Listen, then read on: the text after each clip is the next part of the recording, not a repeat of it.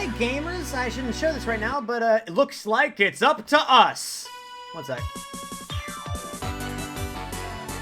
Hello everybody, welcome to another stream where I play a video game for a living. Except this time I'm not even playing a video game. I don't know, we'll figure it out. Anyway, a lot of you just came in because it does in fact look like it's up to us. Now a lot of you probably just came from, let me just tick that away real quick, just because I don't want the world to see that yet. So I'm in the middle of actually adding some really funny, transitions to, this because I was gonna do that, but then I had time to do it, but then my frickin' friend, so-called Marble Cantish, came in and was like, hey, you want to join this stream?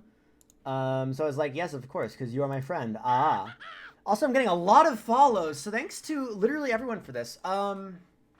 Hey guys, you get to see my frickin' mess of a place. Dear Lord, I need to angle this up a little bit so you don't see my garbage everywhere. Yeah, cool. Yes, I do have some PowerPoints at the ready today. So for those of you that don't know what the heck is going on, it's okay. I never know what's going on. But if you want a general idea of what might be going on, I can let you know right about now. Don't forget to refer away from the URL. Oh, thank you, Trisquin. And thank you to everyone who's coming in from Marble's stream. Thank you very much. Change the funny message. I absolutely will once I'm done doing these sick, awesome animations. Okay, let me see. I'm just gonna do the ones that I know need them, because I think that like only some of them need it at this point.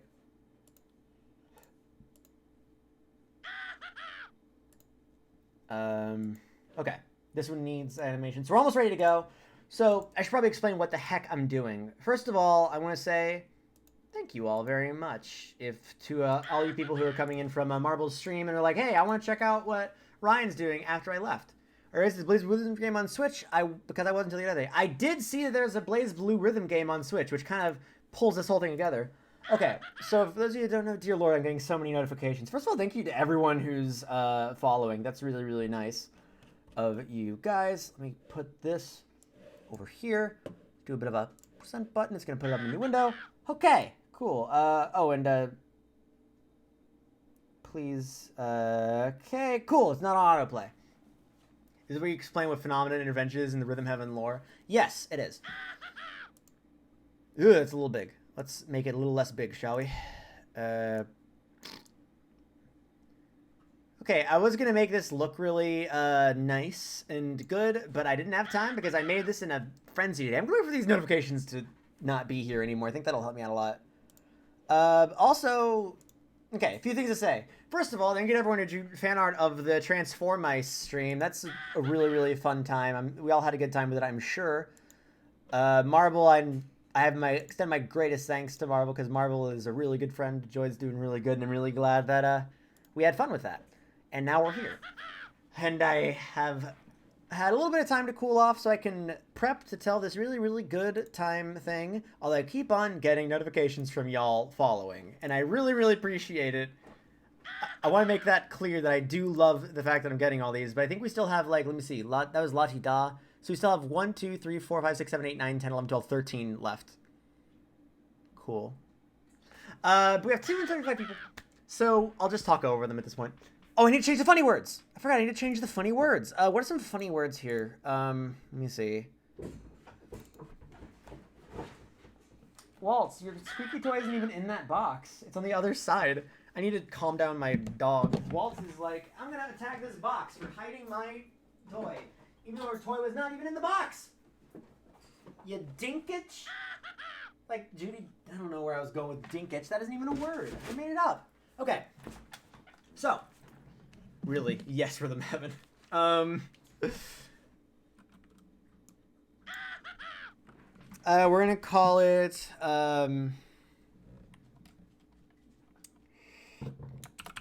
Feel the Rhythm. Feel the rhyme. It's going to be a little long. It's Clock Hand Monkey Time. I tried. I think that's a reference to like that one movie. I forgot what it's called. It's the one about the Jamaican snow dogs. Anyway, hello everybody. So, for those of you now that I've spent about like 10 minutes doing about 1,800 different things, let's talk about what this stream is all about. This is going to be a stream where essentially I talk about rhythm games. Specifically about why I think they click. Cool Runnings! Thank you! It was called Cool Runnings. There's the same energy of a panel at AnimeCon in the best way. Honestly, that's what I'm going for here. I'm hoping to go into like deep discussion about what I know about gaming in general, like gaming design. I want to talk about it from a game design perspective. Like it's gonna be super pretentious. I put the word pretentious in the title, so be ready for that. If you're not ready for pretension, then you're not in the right place, home slice. Anyway, let's get things started. I will say, here's the few rules about it. Oh Lord, there's still so many people following me. Thank you all very much for the follows. I'm gonna be overwhelmed by all this. So this is gonna be a talk where I talk all about rhythm games, why I think they rock, some of the rhythm games that I have. If there are rhythm games that I had not discussed, then at the end I'll be like, hey, are there any rhythm games I might have missed you want me to talk about? Then yell at me. And if I've heard of the game, then I'll talk about my take on it in terms of everything I talk about here. And if I haven't played, I'll say I haven't played it before. There is one that someone actually recommended me, and then I put in a reply saying, oh man, I should talk about this and then I didn't. Are we gonna have Q&A like other slideshow streams? Sure, why not? I'll open up the Q&A thing. Start new Q&A. Cool. And then I'll take a look at it only at the end, though, because, like, this one is a lot shorter than the rest of them. And then if we wrap it up, then if we wrap up the stream, then like if we wrap it up super quickly, because I don't know how long it's actually going to take. It's significantly got less slides than the rest of them. But, so it should be a lot shorter. Maybe if we finish up early, I'll play some Rhythm Heaven or something. Or I'll just, well, I don't know. Anyway, let's rock and roll, shall we? So, let's talk rhythm games. Ryan gives you a really pretentious talk about rhythm games, ASMR. For those who don't know, I'm a very big fan of rhythm games. I've played a lot of them in my day. There's a bunch of them that I haven't played before, but I still think is very, very nice. And I'm going to be breaking things down really, really deeply, and hopefully things don't get confusing there, so I might actually do a question check like partway through. So let's do this, shall we? So let's talk rhythm games. Ryan gives you really potential to talk about rhythm games. ASMR. Hopefully you have your headphones. Waltz, why are you trying to yank your bed through a very, very small hole? It won't fit. You dingus. You dingus. My dog is a nightmare creature. Oh, but she's a more nightmare creature because she figured out that I have this thing. What you gonna do? Okay, so what is a rhythm game? Ignore any squeaks you hear in the background because that's just part of the thing. That's dog. Anyway, what is a rhythm game? No one really knows. It's true. No one really knows what a rhythm game is. Some believe that Pythagoras created it. He was so afraid of rational numbers that he made a rhythm game. Others think that music created it, that music is actually alive. Each song that you create has a soul, and they all got together, made a game company, and created rhythm gaming. It's made by the songs. Guitar Hero was made by the song Back in Black by AC/DC. Some think rhythm games came from space, which is an understandable thing because, like, the people who are really, really, really, like, into rhythm games, like, you've seen them, they go crazy. They might be aliens. I can't confirm or deny this. John Rhythm invented rhythm games as a scam to sell more rhythm. Now, this is another theory that's been going around a lot. I don't personally buy into it. I mean, don't get me wrong. Capitalism is a very big problem in the world of everything. But I do think that John Rhythm inventing him just as a scam, I think there was more to it than that. You know? None of this is true, by the way. Okay, seriously.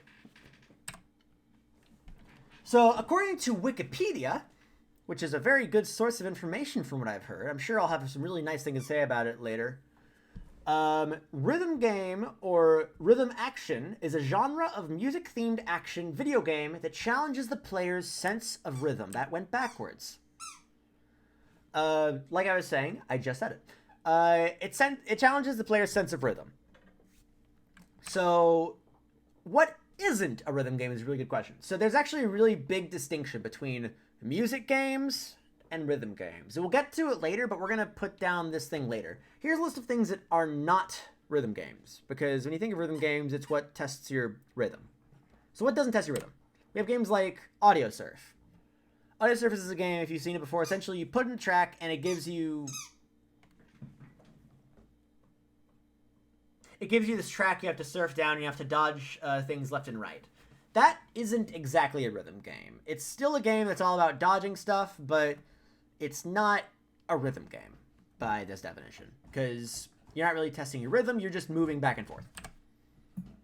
Lumines. I doubt anyone actually knows what this game is. I just put it on there because this morning I played it and I was like, well, time to put it in here. And just a heads up, these not being rhythm games are not necessarily bad. If you want to know what Lumines looks like, let me show you real quick, because Lumines is actually a really, really cool game. And there's going to be a lot of me just like being like, hey, check this game out. Let's see if I can. I think this is going to be Giant Bomb, so we might get some fun commentary. Yeah, cool, whatever. Let's skip ahead real quick. Essentially, it's a puzzle game that essentially kind of determines, you know, what your shapes. Yeah, hush. I wish I could get it without commentary.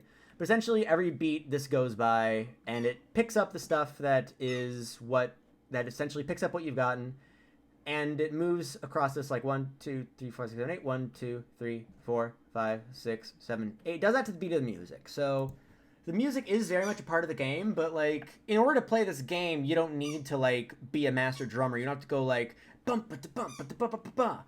Like it's mostly still just a stacking game. It's mostly still just a puzzle game. And again, that's fine because it's very, very good. I forgot Audio Surf exists. I haven't played it in a hot minute. It's a good game. I pick it up every so often just to see what's up. Anyway, so Lumines is not a rhythm game.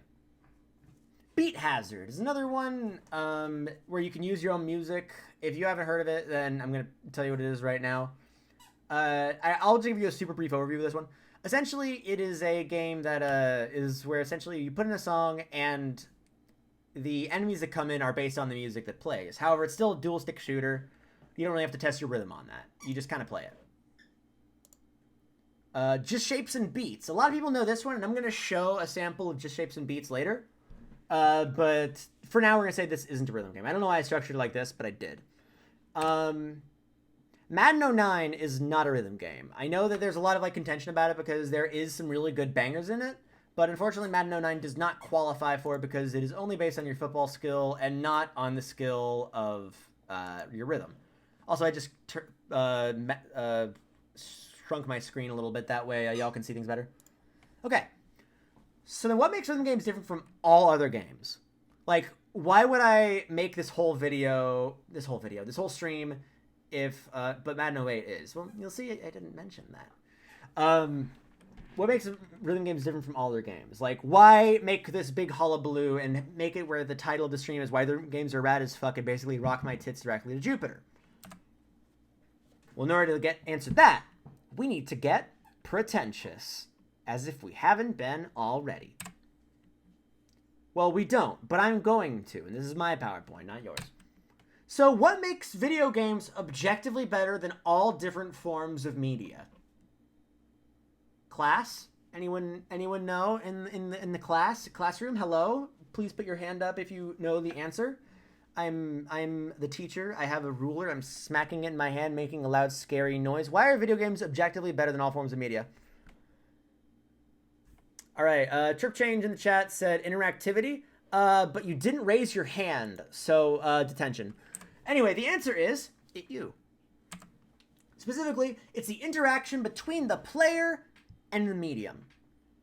What's really, really great about video games, aside from everything else, is the fact that you as a person are interacting with it. With a movie, you can't really have that interaction with it. You can have stuff like Bramble Snoot, the Black Mirror thing, where it's like, oh, you can choose your ending. But video games are special because there's an interaction between them. And your interaction with them is what makes a game special. And this connection is pretty much the fabric of video games. That's what makes gaming, in my humble opinion. VivTV says, Mr. Chongo, can I go to the washroom? I don't know, can you? So this connection is the fabric of video games. It's what makes gaming. There's a lot of different philosophies on this. Some people are like, oh, well, you don't need X, Y, Z. I think that this is the bottom line of video games. The interaction between the game and the player. And we're going to talk about that a lot. And it might not be very organized, but we're going to do it. So this is why immersion and tight controls are so crucial. When you see people talking about their games, they're like, oh, man, I love this. The controls are so tight. I feel the immersion. That's because, again, connection is the fabric, but connection is the fabric of video games that makes them special. Like, you see immersion thrown around a lot, and if you've ever seen How About This Game from Barry Kramer, he has a whole video all about talking about immersion. It's really, really good. I definitely recommend it if you haven't seen it before. But that's why these things are so important, because the connection to the game is just such a strong thing that you need to have. Walt, what are you doing? Do you want me to throw your squeaky so that you may squeak it loudly in the middle of this stream? Well, don't worry. That'll be fun audio. Anyway. That's not a quality rail game. It's only rhythm games. What pushes rhythm games toward the cream of the crop? Yes. I will... Don't worry. I will talk about why rhythm games are different. And right now, I'm not going to say that they're the best ever, even though they are. I am going to say what makes them different, what makes them special. So, when we make decisions or take actions in a game, the world of the game responds. And this sort of connection is something that I think I kind of added in post. Again, this is very slapdash presentation. But essentially, it's essentially the game saying, hey, you should do this. And then we do that.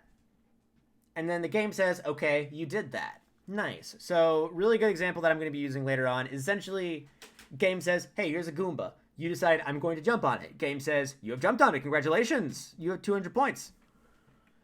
So, it's a conversation. And I use the word conversation later, but spoiler alert. And some games really lean into this connection between the player and the game. Like, a really, really common example that people like to use, and I like to use, because it's a really, really good example, is Undertale. Undertale does it, like, to a huge extent.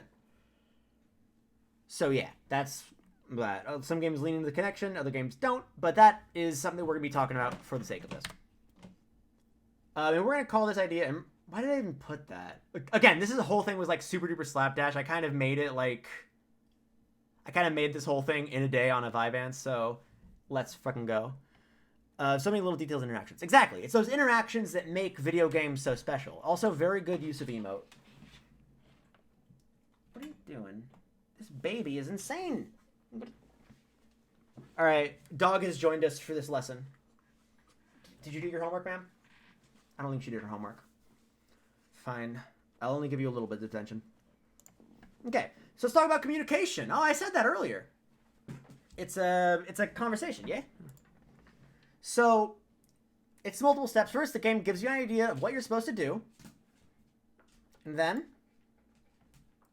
by including symbols that mark what you're supposed to do and what you're not supposed to do. And we're going to be talking about that in a second. Let me see. So let's take, for example, Mario. Mario, essentially, the whole idea of a game is it gives you a bunch of symbols. And those symbols represent stuff and how you interact with it. So, for instance, with Mario, any second now, there we go. This is Mario. You. At the beginning of the game, you see that it's just you standing in a field, and when you move, Mario moves. So you immediately realize, oh, hey, you know what? I'm realizing something. I am Mario. This is me. This is what I'm going to use to control the world. Control the world? What? Explore the world. Like a big old explorer in overalls. Also, hello, Mario. Now we have a Goomba. The game shows us this Goomba, and we learn, talking about how we interact with it, that we probably shouldn't run into it. However, over time, we do learn that we can jump on it.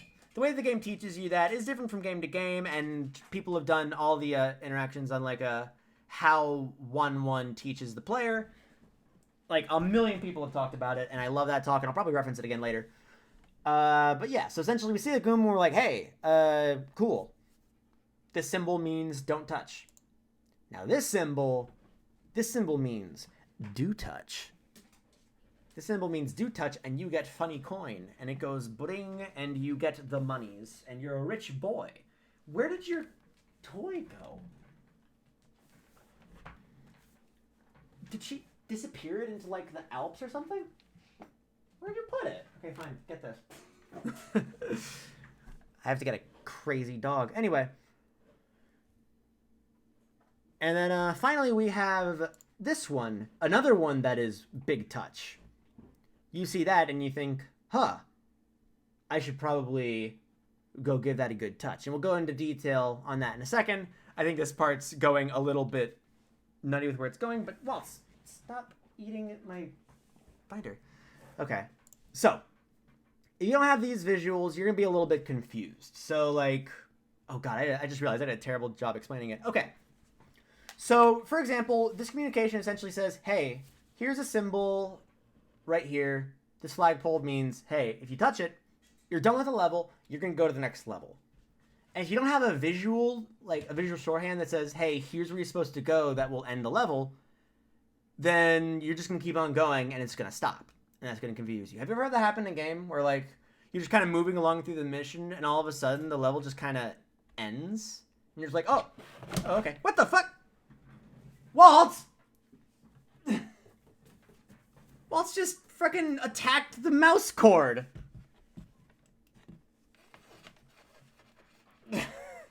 This is an insane puppy. Okay. I'm going to need to freaking put her upstairs if we need to. All right, I've put the cord out of her reach. She is being a lively bastard. Don't be wrong, I love me some lively bastard. Where did the... That's me, gross. Wait, hold on, how come it's not opening? What? Okay, this is weird. Waltz, what did you do? Okay. Nice background. Yeah, thank you, I worked hard on it. Present. Okay, talk communication, blah, blah, blah, blah, blah. Okay, so I was in the middle of saying, have you ever had a moment where, okay, cool, we're back in it. Hey guys, we're back. School's out. No, it has not been 15 minutes since class has started. The bell releases you, not Waltz. No, the bell doesn't even release you, I release you. Whatever. Waltz ended the level without visual feedback. Thank you for the example. Yes, thank you, Waltz. You accidentally proved the point. But have you ever had that happen though, where you're just playing through a level and all of a sudden the level just kind of ends and it puts you like off? You're like, oh, what? Okay, cool.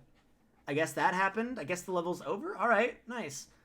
I do kind of like go on a little bit of a tangent here, saying like some games can actually use that to their advantage. Go like, hey, level suddenly end, but that has nothing to do with what we're talking about. So I don't know why I included it.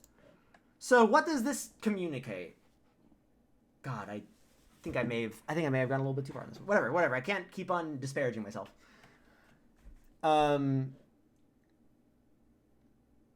Is Waltz a teacher's pet? Yes, absolutely.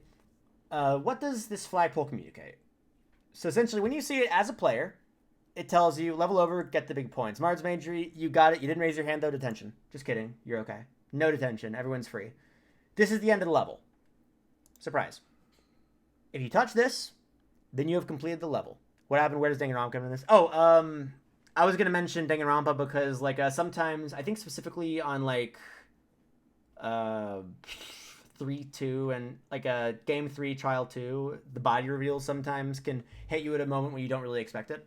That was a Danganronpa thing, but either way. Hey, baby. So, essentially, this says, hey, when you touch it, the level's over. That's the message that it sends. It says, touch this and you have completed the level. Bazinga. I like touching things that give positive feedback. Exactly. The whole idea is you want to touch things that give you positive feedback. And you don't want to touch things that don't give you positive feedback because it sucks. And that's what the game communicates with you through these visuals. And if you want to get more subtle, you can mention the flag points you to a potential bonus. Like the higher up you go, the more points you get. You could sort of say that subtly. And you just get that from taking a look, right? You get that from a look. You take a look and you say, okay, I want to get there. Although specifically, I want to get here, but I would also be okay with right here because this is all end of the level. It's good. It gives you the serotonin. Frick, yeah.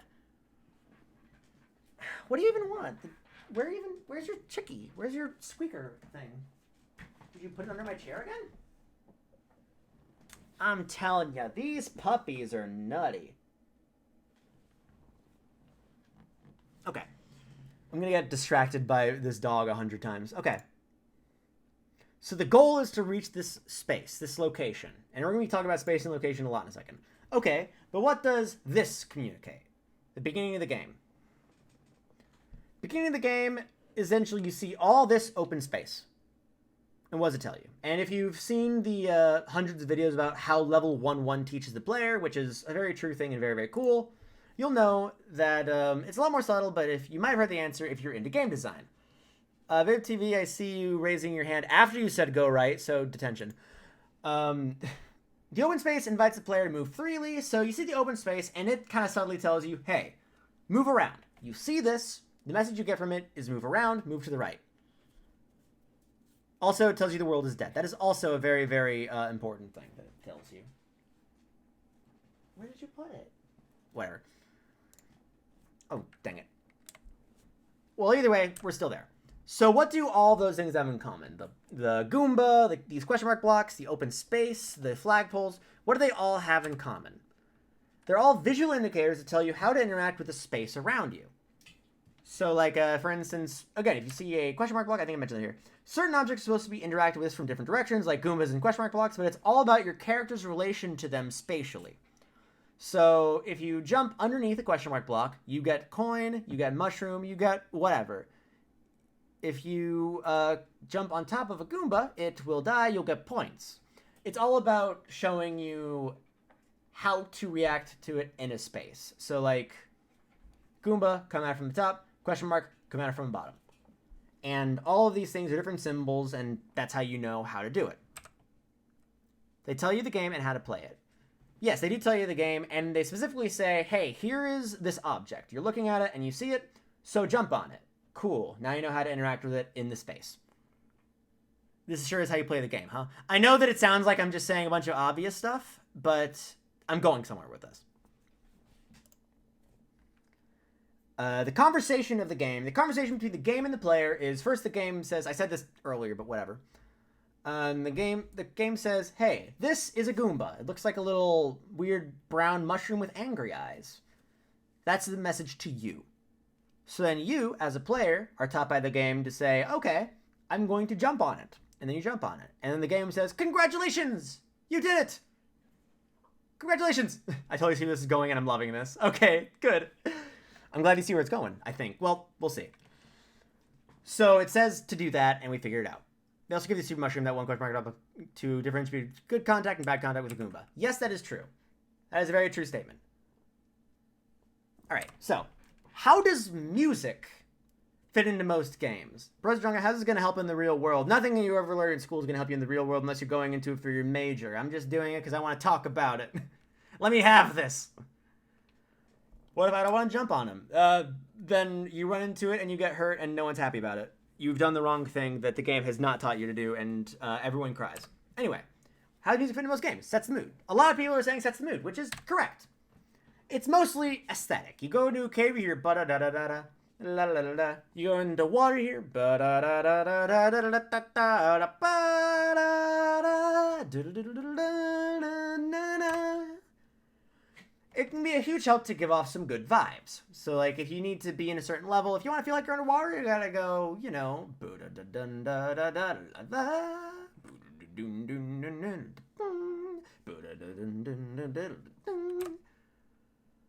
like, for instance, I just put there, aquatic music is usually more atmospheric and floaty to give the feeling of being underwater, while boss music is usually more intense to get you as a player feeling like, whoo, I'm in the mood to fight. I want to fight something. I want to punch it in the face. So someone said it sets the aesthetic with the game and how we're supposed to interact with it emotionally. I think that is a very good way of putting it. Yes, that is a very great way of putting it. It helps us to interact with the game emotionally. However, that emotion is nothing more than just something you add on to it. First I should mention, sometimes music can affect gameplay, or can be affected by gameplay, rather. For instance, I'm just use Mario's example again. So, for instance, when you're at 100 seconds left, it'll go ba-da-ba-ba-ba-ba-ba-ba. Music will go faster, and you hear that and you go, oh my gosh, I need to go faster because time is running out. I must go. My planet needs me. And that sort of fastness will be a signal to the player of, hey, you need to move faster. The game's almost over. You're gonna frickin' die, ya ding-dong. I think I just said that. Hey, you should get a move on. Essentially that. Other than that, you can pretty much play the game muted. There's a bunch of almost every single game ever, you can play it muted and there isn't much of a difference. And you can keep your immersion pretty well. Like, for instance, it's not diegetic, which is a big fancy word by saying that, like, when you're running around saving the Mushroom Kingdom, there isn't some jukebox over your shoulder playing da-da-da-da-da-da-da. It's just playing it. It's just music to play in the background. It's meant for you, the player. It's not meant for what's going on in the world. It's not diegetic. And if you mute the music, you won't get to hear the music, which is upsetting. But what can you do? Hey! What are you doing, dog? Don't eat my freaking binder. I'm going to put that up top to make sure you don't eat it anymore. This dog is crazy. I tell you what. Mario isn't hearing the soundtrack while he jumps. Exactly. So, unless you're chilling in your dog set. Yes, of course. Alright, so that... Oh, okay. So I have terrible news.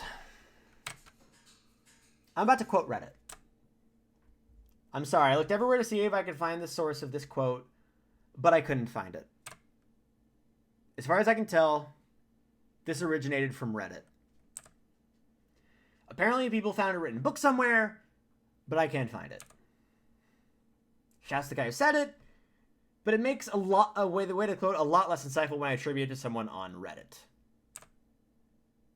Anyway, let's do this. Oh shit, great news! I found the original source, I think! It wasn't from Reddit! Let's go! This was all made... As you can tell, this was kind of made on the fly. But either way, this is... So, I'm kind of throwing you around, but essentially, there's a quote that I heard once that helped me out a whole lot and kind of like gave me this idea. And I found it in a review for, I think, the Toronto Symphony Orchestra. And we're not going to use the full quote, but I love reading the full quote because it's like, honestly, one of my favorite pieces of journalism ever because it's the first time I've ever seen it used. Essentially, he had just gotten done going to the Toronto Symphony Orchestra. He gave it 3 stars out of 4. And he opened it with this. You might have seen this part before. If art is a decoration of space, then music is the decoration of time. And in mid-February, time can seem as bland as the 3-month-old piles of brown-colored snow at the corner of the driveway, which makes a concert at this time of year particularly decorative. And I really love this. Like, I'm just going to nerd about this quote specifically. I really like this quote. Not only because of the part that I bolded, which is the important part, but I just really... Like, if you're doing a review of something, if you want to open it up with that, that is good shit. I love it. But the part that we're mostly focusing on is the beginning. If art is the decoration of space, then music is the decoration of time. You might have heard that before. I first heard it on Shower Thoughts. That's why I thought it was from Reddit. But fortunately, I found this dated before, so we are in the clear, gamers. But yeah, if art is the decoration of space, then music is the decoration of time. So, a word that I threw around a lot during our little Mario breakdown is space. Art is the communication of space. So like I mentioned earlier, all these different symbols in Mario, all these different symbols with the Goomba, with the open space, with the flagpole, with the question mark block, all these different symbols are meant to communicate to you via the artwork that you're meant to interact with the space in a very specific way. So the space is a way of saying, hey, welcome to this canvas. Here is a question mark block. If you want to use this to its full capacity, the best way to spatially interact is to hit it from underneath. Or if you see a Goomba, it says, hey, this is our language to say that the best way to spatially interact with this is to land on top of it. And coins, you're going to want to spatially run into it. It's all about space. I like how this presentation looks like Ryan didn't make it and is presenting it at the same time he's reading it for the first time. I mean, like, I made it in a blur, so I might as well have not written it. So, everything's easy to understand in terms of space. I mean, we live in spaces. Sometimes we move. Like, look around right now, you can see that, like, oh, hey, I know how it works to be in a 3-dimensional space. Because, hey, over here, there's a cup. I know that if I reach over here, grab the cup, I've grabbed it. And it allows for a lot more freedom, I think is what I'm going to say in a second. Yes, I think. Anyway, likewise, in many games, the character we control is made to navigate that space. So, again, in Mario, you can move left, you can move right, you can jump just freely. You can say, okay, I want to move left now, I want to move right now, I want to jump now. Whatever, you can do whatever you want. Time isn't really a factor. The player has plenty of freedom to explore space in so many different ways. I just showed up, and now I'm so lost. I'm essentially... I'll take a break in a hot second. I'm just talking about just the general game design concepts of rhythm games. So, again, all of this Mario stuff, it's communicating through space. But what if we communicated in a different way? Instead of communicating to the player through the use of space, through the use of saying, hey, here's a visual symbol, hit this in this way. What if instead we use time? Let's talk about rhythm games, baby. So similar to how most games give us visual indicators to say, hey, Again, here is a Goomba. Jump on it. Cool. Instead, rhythm games give us auditory indicators as an action of an action. Auditory indicators of an action to perform at a certain time in the form of music. I'm so glad that I know how to say it without reading it directly. So essentially, kind of like how old pretentious dude was saying, oh yes, art is the decoration of space, music is the decoration of time.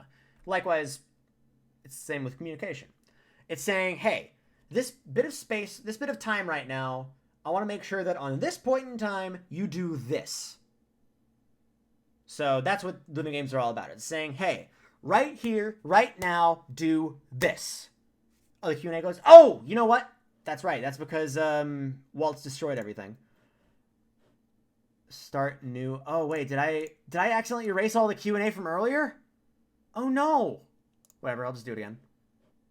All right, new questions. Let's see if the old questions are around. Nope, okay. The old questions got deleted. Oopsie doopsie. Sorry about that to anyone who asked a question. This is a bit of a mess, but you know what? We're having fun, right?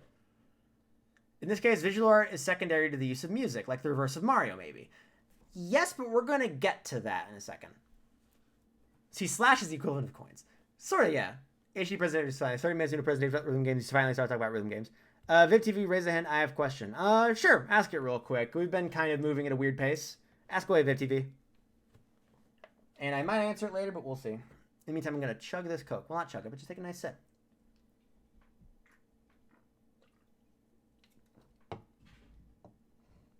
Except they also give visual cues to continue on. I got the Tommy gun. Don't worry. I will address that. I absolutely plan to address that. VivTV, you're taking too long on your questions, so I will go on, and I will answer it as soon as I see your question. Okay. So, and the reward it gives you, instead of saying like, oh, you landed a Goomba, it's dead now. You just get a higher score, or you get a higher multiplier, or something else to that extent. We'll talk about more rewards that some games give you later on, because some games do this really, really well, and we'll talk about them when we get to them.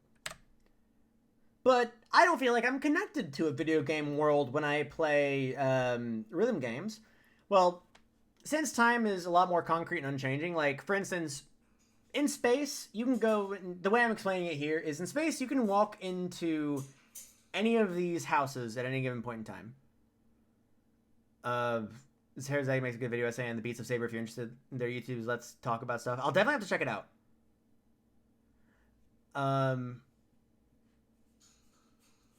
Sorry, I'm kind of phasing right now. All right, let's just start with the first bullet point, then I'll talk about the village thing. So since time is pretty much a set thing, like from right now, 1, 2, 3 seconds have passed, you can't really change that. It's concrete. We can't control time yet. We can't do like fun time travel-y stuff yet. If you could, that would make for a freaking awesome video game, but for now we can't do that. So unfortunately, due to the fact that rhythm games are like that, it can't really give you much of a world to explore in terms of like a narrative like most other games. At least within the confines of the rhythm game itself. Like, for instance, beat your Bang Dream or your Demo, or there can be all sorts of cutscenes outside of it, but when you're playing the game and, like, tapping on the notes, it's not going to be able to deliver to you this whole world-building experience. And in a town of an RPG, you can go into any... The example I gave is in a town of an RPG, you can go into any building you like, but with time, you can only really move forward to the next second, to the next beat. So you don't have the freedom to explore the world through rhythm gameplay. However, since your actions are based on the music playing, you find yourself not so much growing immersed in the world, but more immersed in the song, which I think is a really, really cool thing. I like that. I like being immersed in the song because songs are cool. So that's what makes rhythm games cool, is that instead of immersing you in the world of the Mushroom Kingdom or the world of... I was about to say Westeros, that's Game of Thrones. The world of Skyrim, the world of Hyrule. Instead, it immerses you in the music that you're playing, which I think is pretty pog. Alright. So why aren't music games included in this? And this is where I'm going to show you a level of Just Shapes and Beats, which is the one game I didn't preload, so yay. Let me see, I think it... Over here. So if you've never seen Just Shapes and Beats, I'm going to show you a quick cutscene from it, because Just Shapes and Beats is a fantastic game that I love. I love it to pieces. Let's go over here real quick and show it off. So this is one of the bosses of... This is technically all the bosses, but we're going to take a look at the first one.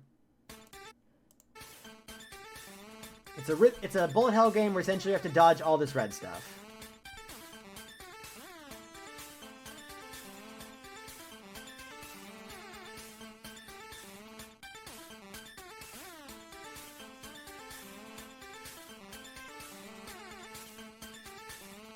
As you can see, all these things are coming out in the beat of... Oh, I was about to see it in a second, but everything's coming out to the beat of the music.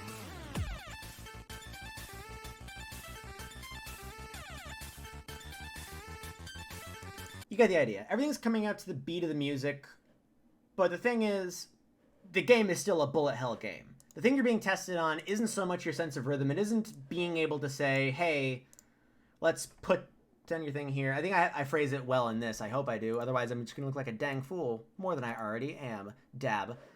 A lot of games have elements of using times and indicators, such as just shapes and beats, like I just showed an example of. The music playing gives you an idea of when the threats will be appearing, but you don't interact back with timing. You do with space. And that slaps. Yeah, we know.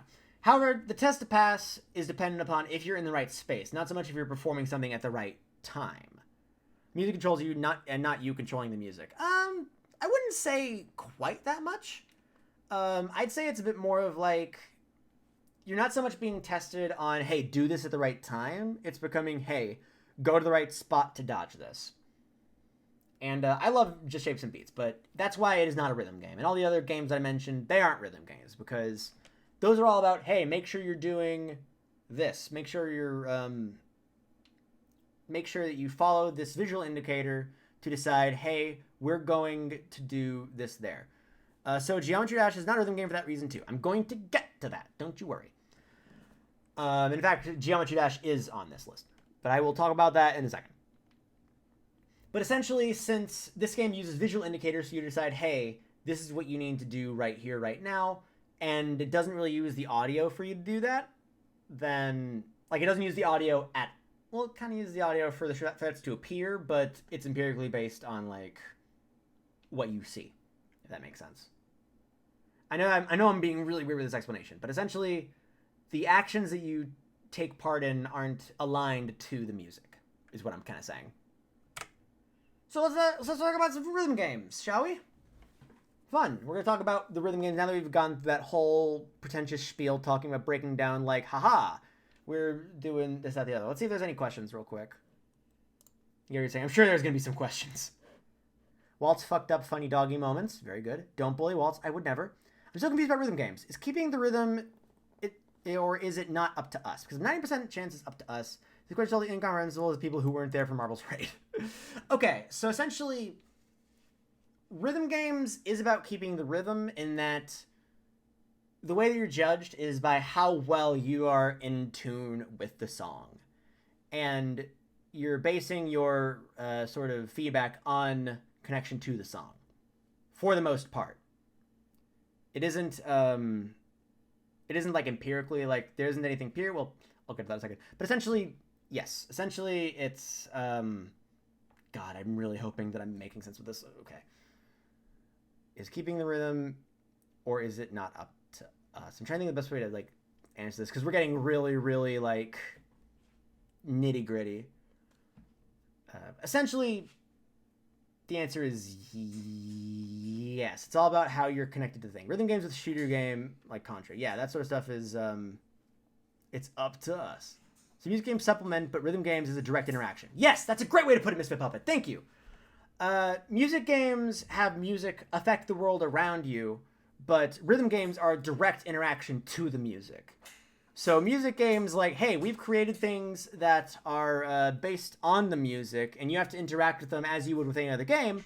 But with rhythm games, you are interacting directly with the music. Is Crypt of the Necrodancer a rhythm game? That's actually one of the games that I did not list on this PowerPoint because I ran out of time.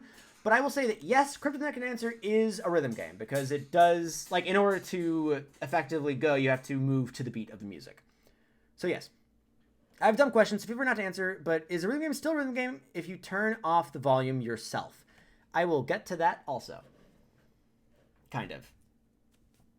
So you react to music games, but you interact with rhythm games. I think that's a good way to put it. Very good way to put it, kiddo. All right, so let's keep moving and let's just talk about the rhythm games. So I'm just going to talk about the history of rhythm games and all that jazz.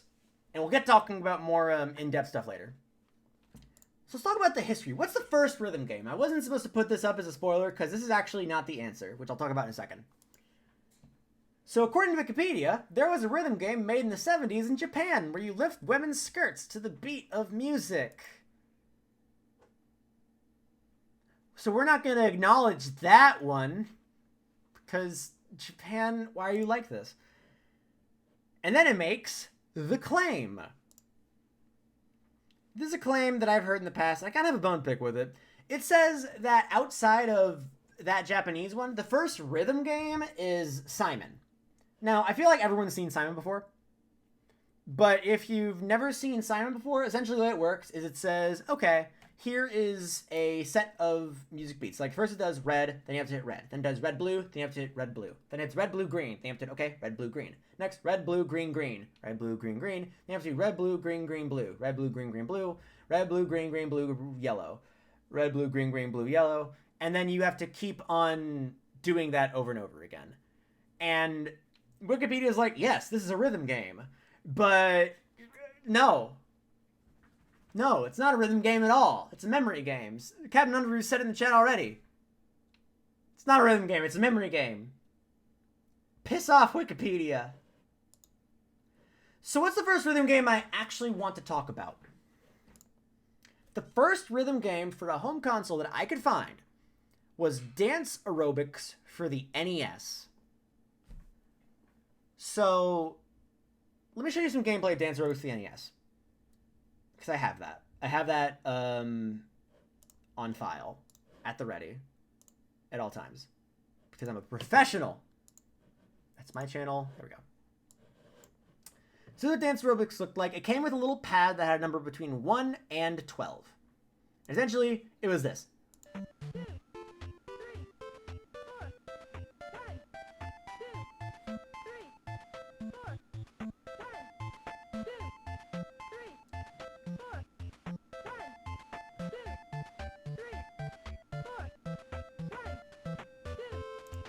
Gotta make sure I put it in theater mode so you all can see it.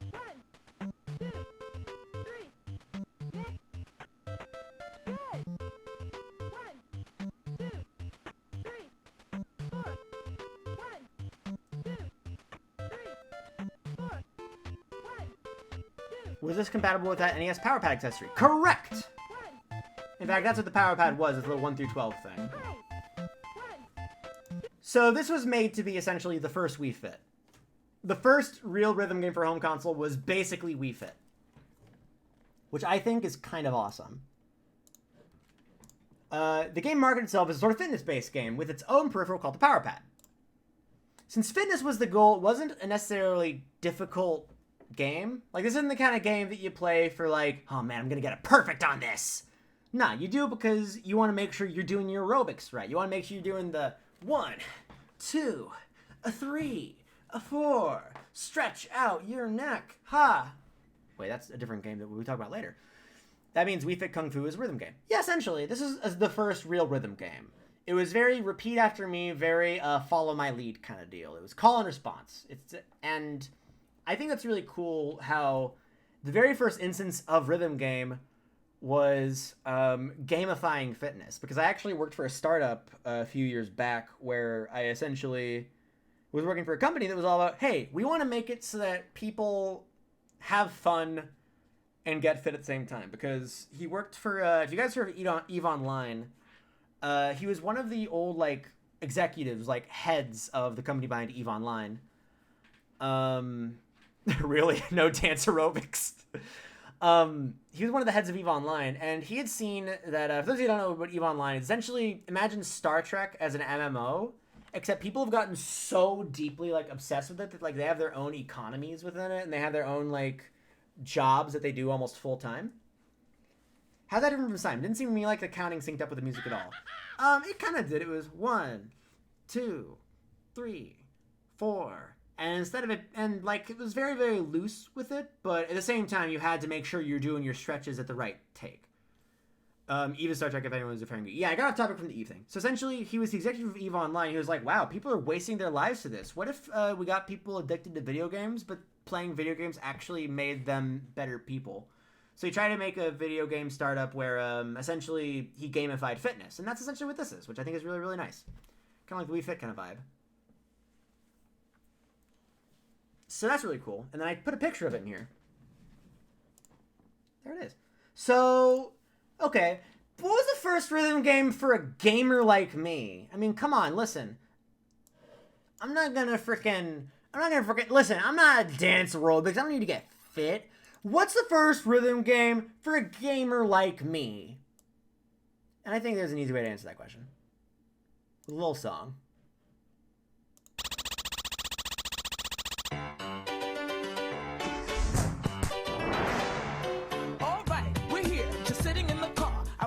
Show me if you can get far. Step on the gas. Step on the gas. Step on the brakes. Step on the brakes. Now step on the gas. Step on the gas. When I say boom, boom, boom, you say bam, bam, bam. No pause in between. Come on, let's jam. Step on the gas. Step on the gas. Step on the brakes. Step on the brakes. Step on the brakes. Step on the brakes. Step on the gas. Step on the gas. I'm glad you know which way to go, but it ain't gonna stop me. Here we go. So I've never been the hugest fan of Parappa the Rapper, but I fucking love this beat. Parappa the Rapper invented rhythm games. That's so iconic of him. Yeah, no, as far as I can tell, this is the first, like, real, like, rhythm game as we know them. It wasn't exactly like with, like, arrows coming at the screen, like, coming towards the line you had to hit. But it was very much the first game where it was, like, triangle, triangle, square, triangle, triangle, square. And unlike Simon, where it was like, okay, yeah, you have to hit red, red, green, and then you go red, red, green. This one is specifically beat-oriented, very much centered around your sense of rhythm. So, yeah, here we go, gamers. We're getting in it. We are getting in it. And maybe you don't want to talk about those games. That's right, games. It's your boy, Parappa the Rapper. If we want to live in the delusion that Simon is a rhythm game, then we can see where a lot of the ideas coming from it. You know, with call and response, with, hey, oh my god, I got raided by somebody, I think? Did I just get raided? A bunch of people are saying it's cool when you wave, but I don't see a message saying, who just raided me? Or is that a message, wait, did I get raided, or is that a message from, oh, Mar Shadow, thank you! Mar Shadow Raid? Okay, thank you very much, Mar, for the Shadow Raid. Shadow Mar Raid. What's up, Mar? Thank you very much. You saw Mar by talking about Parappa the Rapper. You know what? Mar, just because you gave me this fantastic raid, first of all, thank you very much. So for those of you who don't know what I'm doing right now, I'm basically going on a whole frickin' talk about rhythm games and what makes them so cool. And I was just going through the history of rhythm games, but you know what? I can give a super quick... duper quick rehash of everything that I've said real quick. I just got started talking about Parappa the Rapper, where that beanie looks a little bit familiar, Mar. I don't know why he stole it from you like that. But to answer someone asked in chat that someone was like, wait a minute, Parappa predates DDR? Yes, Parappa the Rapper, the first one, came out in 1996, with DDR coming out in 1998. Parappa the Rapper came first. Let me get back to the chat. Okay. Mar Shadow Raid is a really cool mobile game, folks. Alright, so I'm going to do a really quick thing. Essentially what I did was I talked about, like, the deep game design concepts of what makes rhythm games so cool. Specifically being that, I'll give a very, very short version. So if we go all the way back over to Mario, we have the idea that we have all these visual symbols like Goombas, question mark blocks, flags, and all of that stuff. Hey, Waltz, what are you doing? Are you going in the wires? Don't go in the wires. You're a dingus and I love you, but don't go in the wires. Where's your toy? Where is it? Okay, I'll get that in a second. So, essentially, the idea is that we have all these visual symbols that take up a certain space in the game, and the visual space of a game tells you, hey, here's how you should interact with this space. So if we draw a picture of fucking 1-1, we have all these visual spots in the space saying, hey, here's a question mark block. The game instructs us, hey, hit it from the bottom. That's how you should interact with it within this space. Here's a Goomba. You should jump on its head. That's how you should interact with it in this space, basically. And, yeah, Reddit joke. And then I pulled up this really fun quote, which I think is really good, saying, if art is a decoration of space, then music is the decoration of time. So instead of using space to tell us, frick, all these animations making this difficult. So while this space, this visual space tells us, hey, here's how you should interact with things spatially, rhythm games instead say, hey, here is a order of time. Here's a song. So on each of the beats of this song, that's when you should do this action. So like with Guitar Hero, when you hear that's when you should do the down down down down down down down, or whatever the heck. It's all about, it's more so stressing timing over space. And that's what's cool about rhythm games. And that's the whole like thing that I went on. I can't go into too much detail because I want to move on. I talked about some pretentious stuff. I yelled at Wikipedia because it thinks that Simon is a rhythm game when it isn't. The first rhythm game I talked about was a game for the NES called Dance Aerobics, which was basically like old school DDR, except instead of doing actual DDR stuff, it was like, hey, put your feet on this part of it, and you'll basically be doing fitness stuff. It was like Wii Fit meets DDR, except it was in 1987. Ahead of its time. And then I started talking about Parappa the Rapper, and that's where we are. Essentially saying that if you leave 7, it does a bunch of call and response, and it's all about hitting things. Yeah, I said the first game where timing was absolutely necessary, and the timing with the song specifically. Okay. Or is it the first rhythm game for a gamer like me? That's right, I tricked you. Let's talk about two games called Quest for Fame and Born to Rock. If you were to ask me which one was the first like real gamer game, I would not say it's either of these games. It would be the original Parappa the Rapper. However, these games technically came first, so I wanted to give them a shout out. You've all been fooled. Parappa the Rapper is the first well-known rhythm game, but a bunch of old CD-ROM games came out 2 years beforehand. Parappa the Rapper is the best, you will not change your mind. I'm not disagreeing with you. They're mostly games dedicated to American rock bands, with the latter game, Quest for Fame, being all about Aerosmith songs. And I'm going to show you 2 videos of this because one of them shows you what I'm talking about, and the other one is really funny. So here's Born to Rock. Here's what it looks like.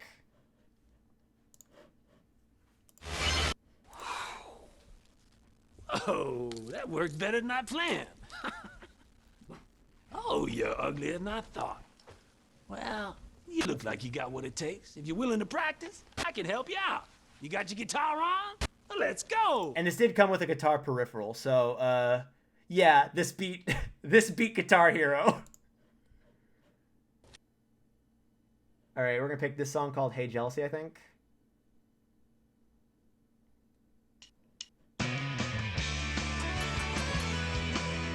And if you strum it just the right time.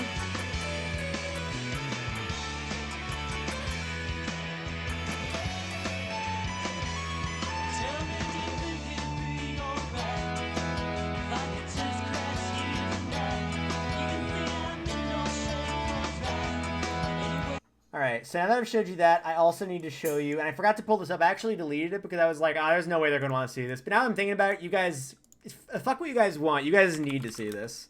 Quest for Fame. I need to show you the only footage I can find of someone playing Quest for Fame because it's hilarious. Okay. You guys ready to see some real gaming action? Now, you might have thought, man, I haven't seen a real gamer play a rhythm game yet. Like, listen, I've seen, like, some of those, like, people who are really good at rhythm games play their DDR stuff, but let's watch a real gamer in action real quick. This is a Quest for Fame where they're all based on Aerosmith songs. Same general thing, just different. Just this one's all about... So here's them playing Love is an Elevator, I think.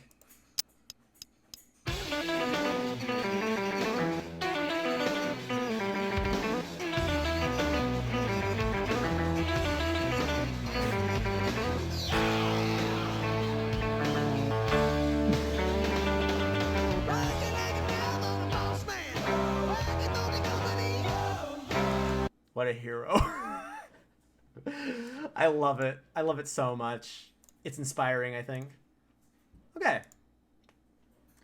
So that's someone trying their best, I think. Okay. So Parappa's still the first to diversify its inputs and have like, hey, X, X, triangle, X, X, square. But if we want to go by semantics, and this is the first one where timing actually mattered. I still think the Parappa the Rapper would be the first one that actually counts as a rhythm game, though. Don't tell Aerosmith McGee here that I said that. Do you think it was lagging when they played it? Honestly, probably. I would not be surprised in the slightest. All right, so quick question that I forgot what the question even was, so therefore I forgot the answer. So we're all in this one, Chief. If you remember about 7 slides ago, I mentioned that rhythm games can't give us a game world to explore. Where am I going with this? That kind of bites. What? How else can we get... Oh, yeah, I remember. How else can we give people the sense of immersion involved in these kinds of games?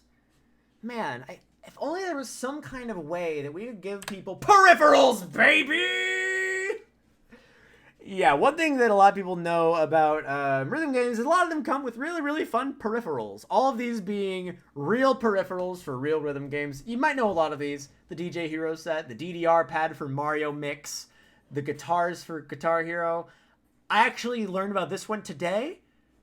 Just piano for DS. Why not? So we talk a lot about peripherals. Also, Donkey Konga. Shouts to Donkey Konga. Peripherals were really good for making the player feel more immersed in the world of the game, usually by pantomiming certain actions. The most notable one being Guitar Hero. Most people know peripherals for Guitar Hero because when you play it, you're like, hey, I feel like I'm a rock star. And that added to its novelty while also essentially being a more effective kind of game. Since other games include moving a character through space, the control schemes for those were usually standardized as such. There are a lot of other examples, like with your Time Crisis, where there's like the guns you point at the screen. But since that's like spatial, you still have a much better way of sort of figuring it out. While these are more so musical instruments and therefore sort of determining how to do things at a certain time, at least in the culture that we use them in. Since these games focused on a completely different communication to the player, they could get away with a completely different way of control, since in these games you don't really even exist in this space. Like, if you play Guitar Hero, you don't have... I mean, you have, like, a player, like, you have your custom rock star with the sunglasses and long, oily black hair, but you don't exist as a player in the space, and things don't interact with the player that is you. You're just kind of there playing the music. And I was going to go on like a thing saying, I would hazard to say that if you try to use these for any spatial-based sort of, for any sort of space-based sort of thing, where like, oh, try to navigate through space, it just wouldn't work. At first I was thinking, nah, you know what, I can't prove that. I'm sure there's somebody who's figured out a way to like navigate through a game world on a Guitar Hero controller, and someone probably has. However, first I was thinking that's unreasonable. I probably shouldn't even consider any possible way that using any of these using any of these would not work in a space-based environment. Then I remembered something. Let me pull it up real quick. You guys ever heard of this game? Donkey Kong Jungle Beat? Since for those of you who don't know, Donkey Kong Jungle Beat was a 2D platformer that you played with the DK bongos. I've personally never played it before, so I can't say for certain if the control scheme is any good or not. But judging by the fact that no one ever talks about it, I don't know. Then again, I also don't know if it's like a rhythm. Oh, it's rhythm based? Gosh, I totally blew out my own argument on this one. I'm a fool. I'm a freaking darn man. Yeah, the bongos were originally made for also, All-Star, that was not Jungle Beat. That was Donkey Konga. That was Donkey Konga, which had 3 games for the GameCube. I'm talking about Jungle Beat, which was a 2D platformer that was based on... Oh, you have to clap... Yeah, you have to clap to jump! You have to clap to jump! You have to clap to jump! That just doesn't seem...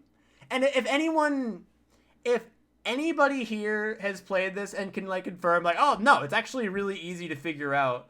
But, like, it just doesn't seem like it would work. And I feel like if it did work, then I'd hear more people talking about it. Donkey Konga, of course, is amazing, but Donkey Kong Jungle Beat, that is a platformer where you have to use the bongos, and that's Crazy. Also, the team that worked on Jungle Beat went on to develop Super Mario Galaxy. Nice. I love that. There's just something really beautiful about that, I think. It wouldn't recognize a collector. You'd have to yell to jump. I love everything about the idea of Jungle Beat. Okay. So anyway.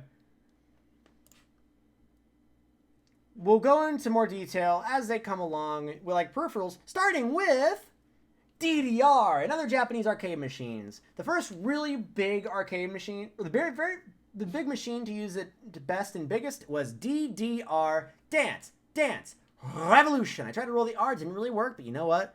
We're working with it and we're having a good time. And I kind of am using this part of the history lesson to sort of go over all of the different Japanese arcade cabinets, because Japanese rhythm games are tight as fuck. If you guys have never played a Japanese rhythm game, next time you're at a convention when the world starts up again, go to the arcade section. It's gonna have, like, at the very least, a Jubeat machine. Play the Jubeat game, or play Taiko, or play DDR, or play like Poppin'. I'm gonna name drop a bunch of these, but there are so many amazing Japanese rhythm cabs, and it is just amazing and incredible, and I love it. Oh yeah, let's keep on moving on. So Japan has made a ton of insane rhythm arcade cabinets over the years, but none more influential than DDR. Oh yeah, I remember what I was gonna look up now. I was gonna find out when the fucking, because I have a list of all these things when they came out. Yeah, the first game that came out that was really, really big was actually technically Beatmania came out before DDR, and actually Poppin' Music came out before DDR, but DDR was the big one, so I'm gonna say that one. So yeah, you have that. DDR blew the fuck up, and then acted like it didn't know nobody. And it was really, really nice. Me Beatmania, yeah, exactly, just like that. These games essentially defined rhythm games as we know them today, because they essentially said, hey, there's an object floating towards the line. Hit the note when you hit the line. These were like the first games that did it. Like Poppin' DDR, all that stuff did it first. Because technically, like, Parappa the Rappa, it did that a little bit, but it was mostly like repeat after me stuff. These are the ones where it essentially said, hey, here comes a note. You better hit it. I'm not going to say it once. You're just going to have to take a look at it, and you're going to have to pray to God you get it right. And that's where it all began. These are where the rhythm games we know today, like if you ever played Guitar Hero, Tap Tap Revenge, most rhythm games follow this kind of formula. Some of these arcade machines push the limit on how one can control the game. And that's how I'm talking about stuff like Taiko. There's a bunch of fun names there's a bunch of fun names that I like to drop, but Jubeat's one of my favorites. Like, it's kind of like the Osu vibe, where there's a 4x4 grid and you have to hit the different notes as it happens. Notable ones include Taiko no Tatsujin, Poppin' Beat series, the Jubeat series, Project Diva, which I think has like something to do with Minecraft, I've heard. Mai, and many more. There's a ton of really great ones. Again, if you ever go to a convention in the near future, well, in the future, after everything blows over, get a chance to play some of these. Because even if you're just like, man, I'm not very good at rhythm games, you can play them on easy. No one's going to judge you. I can guarantee it. Oh yeah, and Project Diva's Hatsune Miku. So let's talk about one of these games. It's Guitar Freaks. One of these Japanese games was known as Guitar Freaks. It came out, I didn't put the date here. Guitar Freaks came out in 1999. So in 1999, they came out with Guitar Freaks. In this game, notes came down from the top of the screen, past the line in time with the music, and you have to strum the note while hitting the right fret. People liked it, but it wasn't really marketed much outside Japan. So because of that, after Guitar Freaks came and went in 1999, we never really saw a game like this ever again.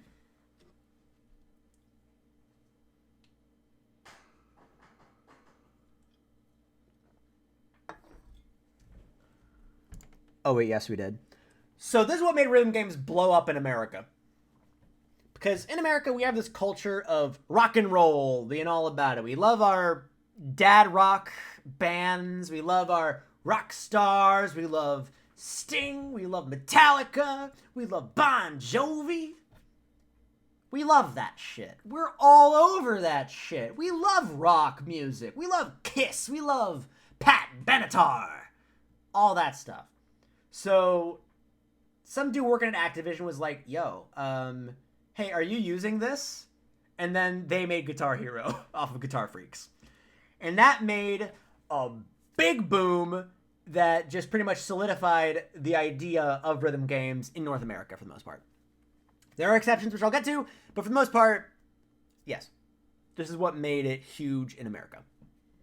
Guitar Hero only got good when they added Haley Williams, you're right. Guitar Hero was only good on the DS because that's where All-Star was. So it made a really big, and Rock Band even hopped onto it for drums and vocals, and there also was a Japanese cabinet that did drums pretty much in the exact same way, so Rafflecopter. And the big boom lasted for a solid 5 years, with Guitar Hero making 1, 2, 3 being the best one, and then World Tour, and then 5, and then Beatles, and then, no, that was Rock Band Beatles. Guitar Hero did, like, Green Day? Whatever. They did a lot of stuff. Notorious Rock God Sting. I just listed the one that was on the cover. Give me a break. Drum Mania. I think it was called Drum Mania. Let me take a look real quick. I remember I saw the name and I forgot it. Let's see if I can find it real quick. Yeah, Drum Mania. That was it. Good catch. Oh, one thing I wanted to mention, because I know it's going to get brought up. One of the Japanese arcade machines that were really popular that became a popular game later on was Samba de Amigo. Okay. Now that I've mentioned that, we can move on. Okay. Oops, spoiler alert. All right, so now we've talked about how the age of Guitar Hero has already come and gone. What is the world like for us today? Well, after games like Tap Tap Revenge and Citus, there have been a huge boom of rhythm games on smartphones. Like, now, like, you trip on the App Store and you'll land in a rhythm game. There's so many rhythm games on the App Store, and I really like that.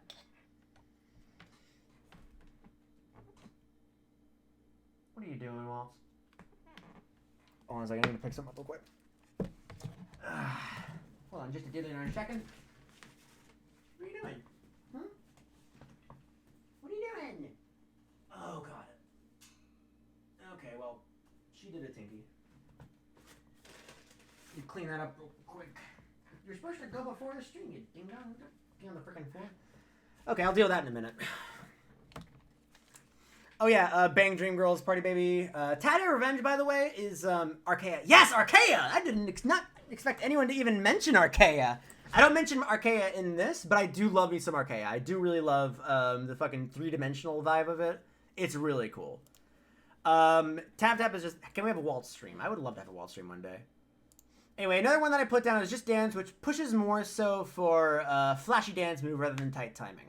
Kind of moving away from the ideas of rhythm gaming, but you know what? It still works. You have to do the various timing. And yeah, that's that.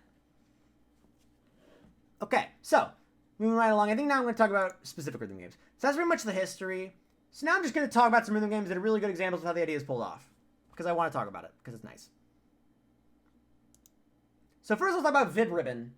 This one isn't really as much of a rhythm game idea, but I just love Vib Ribbon and I want to talk about it. So Vib Ribbon is a good game. If you love Vib Ribbon, then you're a good person. This was a curious little PS1 game made by the same company that made Parappa the Rapper, and it focuses a lot more on registering the correct inputs and making them in time. So like, for instance, there'd be something where it's like, I don't remember the exact way it works, but if you see this one, you have to hit square, I think. And if you see like a little squiggly, you have to hit like a up on the thing or something. I don't remember the exact vibe of it, but essentially, over time, you see that like they start to like you can see a loop with a little squiggly in it, and you have to hit 2 buttons at once. So in that time, you have to sort of figure it out and be like, okay, I have this much time before this one hits. I have to make sure I hit the right combination. Vib Ribbon rules. Vib Ribbon's fucking awesome. I love Vib Ribbon. I actually have a Vib Ribbon shirt. There's a Vib Ribbon shirt that I have that they sold on Yeti for a day, where it was Vib Ribbon going up the MC Escher Infinite Staircase. Let me pull it up real quick because I love it's one of my favorite shirts ever. Vib Ribbon Yeti. I'm not sure if they're selling it anymore because it was like a one-day thing. All right, we're seeing it next to the what are you buying thing, but is this one. And I really, really like it, and it makes me smile, so. Now that I've showed that off to the world. Okay, so that's Vib Ribbon. Also, it had a really cool thing where, okay, this is actually a really cool like technological thing. So what happened is you could put in the game and it'd say, hey, do you want to play with some of your music? You go like, what? How does that work? Okay, here's what you do. Select the thing, and then take out the Vib Ribbon disc. I'm going to save everything I have onto the PS2. Or PS1, my bad. I'm going to save it onto the PS1, and I'm just going to exist on the station itself. It's like, okay. Okay, cool. I'll do that. You take it out, you put in your CD, and then you can just play the song in Vib Ribbon. It's so freaking cool. I actually really, really love it. This is another game that I've never actually played, but fuck, I love it, dude. All right. Next game. What do I have next? Is the next picture? No. Ooh, yes! Osu Tatake Oendan. That's right, Japanese. So, this is a Nintendo DS game that came out before the days of Guitar Hero, but still gained massive popularity both in Japan and in America. Now, this game wasn't available in America, but people loved it so much that they were like, fuck, dude, we gotta import this. So then Nintendo of America looked at that and was like, a lot of Americans are importing this Japanese game. What do we do?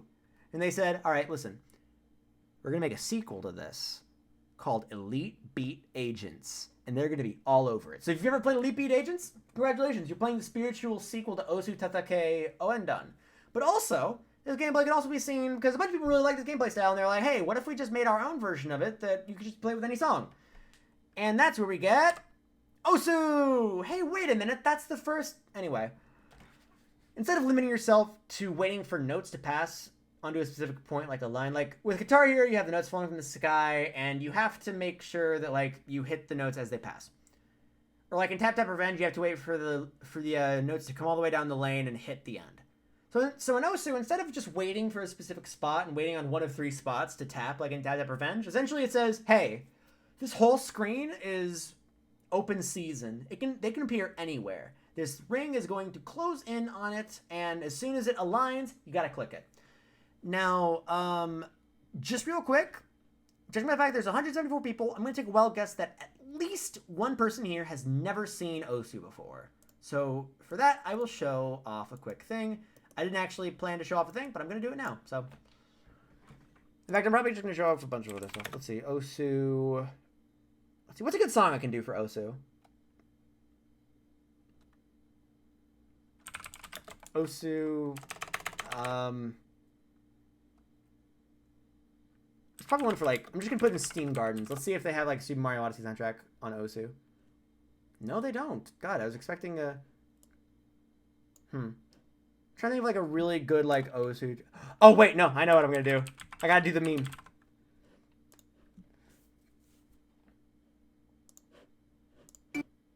Okay. Here's what Osu looks like.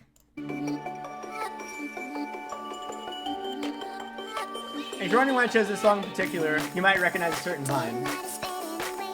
So essentially you have to click on it as the circles close in. So essentially as these rings close in, that's when you have to hit it. And also you could sort of follow along a certain line.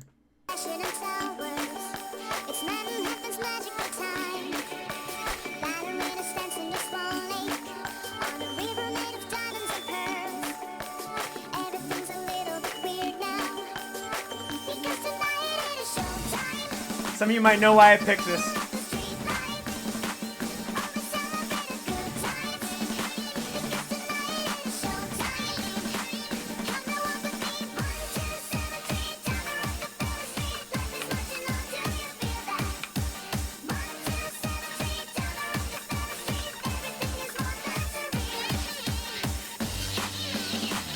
Okay, I did the meme. Anyway.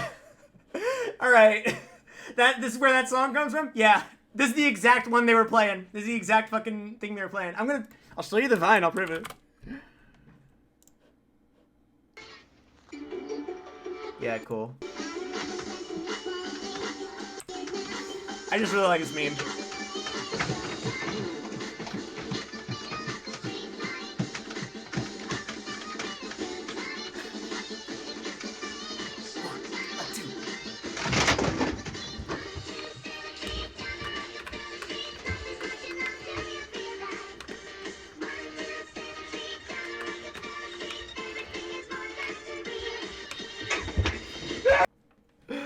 Oh, fuck yeah. I read the same map. Yep, same map. It's Estonia's whole contribution to the world. Wait, are these guys these? Wait, Estonia? Wait, are Estonians people behind Rockefeller Street? Anyway, they're on auto. Hey, you don't need to worry about that. It's the principle of the thing that matters, buddy. I don't know why I said that like that. Anyway, so yeah, the gameplay's a lot more interesting because the players weren't nearly as limited in their inputs. Because, like, with Guitar Hero, it's like, hey, are you going to hit the green, red, yellow, blue, or orange button? Fuck, I don't know. But with this one, it's like, hey, just click in the right spot. Maybe even click and drag. Where? Fuck, you'll figure it out when the time comes, gamer. It's very, very interesting stuff. I really like it. I'm terrible at Osu. But it kind of slaps all the ass in a 12-foot radius. Okay. Next, what do I do next? I think next is, yeah, Bishop Runner. This one's a lot less of a rhythm game. Well, not less of a rhythm game. I'm not going to say anything's more or less. But anyway, Bishop Runner is a platformer where the constant beat is playing in the background. Obstacles are placed in the way, and they will almost always be interacted on a beat. So, like, you'd be hit boom, boom, ba da boom, boom, boom, boom, boom, ba da boom, boom, boom, boom, ba da boom, boom, boom, boom, ba da boom, boom, boom, duck, boom, boom, boom, boom, jump, boom, boom, boom, duck, boom, boom, kick, boom, boom, boom, boom. It's a lot like Vib Ribbon in that sense, except just a bit more abstract, not abstracted, but a bit more like given a bit more context. Instead of it just being like, hey, I'm on a line, I'm going on these random lumps. Instead, now it's got a bit more context to it. I'm still heavy breathing after that jam. Bishop Runner is actually a really fun game. I recommend it. I don't like the third game, though. I'm not a fan of the third game. Sorry. What's next? Oh, yeah, we're going to talk about Rayark now. So I love me some Rayark. Rayark is my favorite rhythm game developer based in Taiwan. And they're known for making 3 iconic rhythm games. And we're going to talk about all of them in a row because it's good. I love Rayark. So the most popular one is Citus. Honestly, I'm not as big a fan of Citus as everyone else, but I completely guess why. I completely understand why people love it so much. I just like the other 2 better, but I still think that, like, Citus goes off. It's the most popular one, and it flips the idea of tap-tapping Guitar Hero on its head. Instead of the notes coming down from above, and you have to hit the button as the note crosses over it, the line moves up and down, and the notes appear, and you have to hit them as the line passes over the note. It's a very, very interesting reversal of this very general idea that we have of rhythm games. Citus is hard. Citus is very hard. And I actually do have, if you've never seen Citus before, I do want to show this off because it's an oddly hypnotic experience. Where is it? No, it's the other one. So here's what Citus looks like. We're going to watch Brainpower. And this is on a hard difficulty. So if you're thinking, oh my god, there's no way I can do this, this is on hard.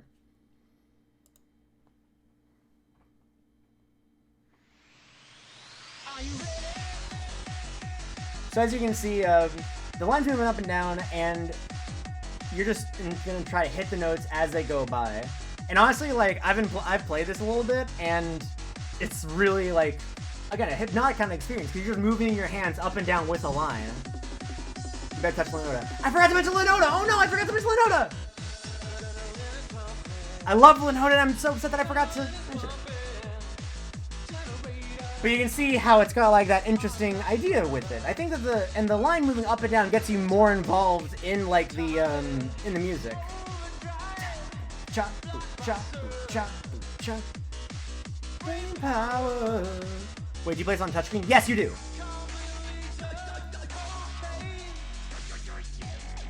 Wait, I just realized I haven't actually seen anyone play the chorus on this, so I need to watch it. Don't you try it. Sorry, I've never actually... Where's this group goes? There's a bunch of games I did not get around to mentioning, and I will mention them afterwards. I'll do a whole section where I mention each one of those. Anyway, I just want to watch this chorus. Give me a second. Power! Let the bass kick! Oh my god! What the fuck is this?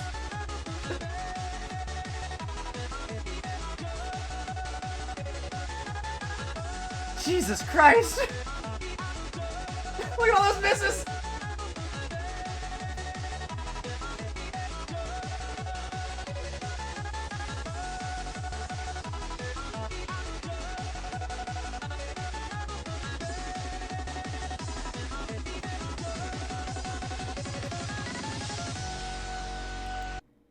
legit. How? Yeah. Again, this is on hard. Don't be all like, I can never get in this game, because that was on hard mode. Like, all the stuff I'm showing you is usually on hard mode, so I'm not gonna trick you out with something that's like really, really hard. Okay, so that's Sidus. And that's what I really like about it, the fact that it kind of subverts the idea of, instead of note come down, the line is what moves. And we're going to see a lot of subversion of that in a second after this one. But I just want to talk about this one because it's a rare game. There's nothing special about it, but I love it. Demo. I love Demo so much. I adore it. It's really, really good because I'm a really big fan of piano music. Instead of there being standard lanes, they don't just kind of come down and you just have to hit them as they come. Other than that, there isn't really that much of a difference between any other rhythm game. It has a really cool and really nice story. But in terms of like gameplay, there isn't really nothing of real specialness to report. But I love Demo, and if you want to play Demo, if you want to play a really good rhythm game, then Demo is a really good place to start.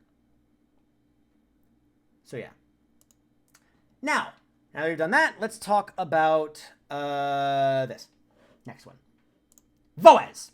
This is the game that inspired me to write a script about rhythm games over 3 years ago. When I first played it, I was like, yeah, no, I need to make a game, I need to make a script, a video of some kind about rhythm games and about what they can do. Because I think that Voez freaking lit me up on it. Because what's so unique about Voez is the lanes that you use for all the notes coming down. They change and they move in accordance to the music. So because of this, your reward for playing the game well isn't so much like, oh, hey, I got a high score. Okay, that's cool. What's great about it is the reward for playing it well is it gives you the greatest feedback ever. Pronounced like voice. Oh, yeah, well, voice. Okay, yeah. I've always pronounced it Voez, even though it's voice. You are correct, thank you. And I adore Voez because of just how it manages to create. And that's like the whole reason that I stressed on like the idea that like games are communication. Because I think that Voez like combines the visual aspect and the musical aspect just so perfectly. It's visually beautiful. That's really the best way I can put it, yeah. And if you can do really well on it. In fact, here's a song in particular that inspired me to do this whole spiel about everything. This is the song. It's not like a crazy one. It's a very, very calm song. But when I played it for the first time, I don't know. I felt something. And we're going to see people's fingers in this because it's kind of important to get the point across. This is a song called 52 Hertz, I Love You.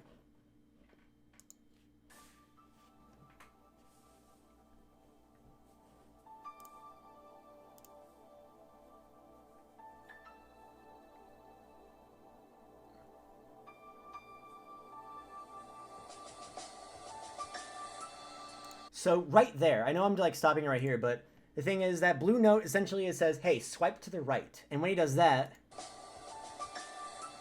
it looks like you just kind of swiped it to the right and you, in a single swipe, like split it out into 4 different things. It's beautiful. I love it. Like, I just love this. There's one part later on that just blew my mind.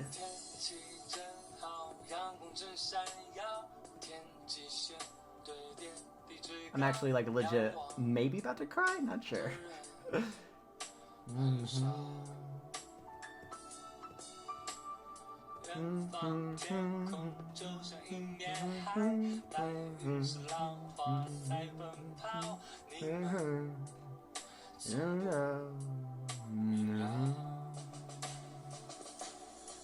Watch this.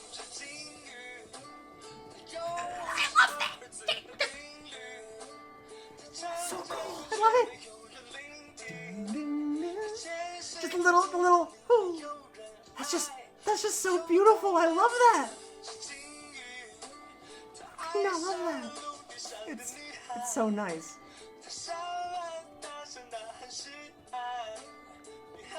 Oh God.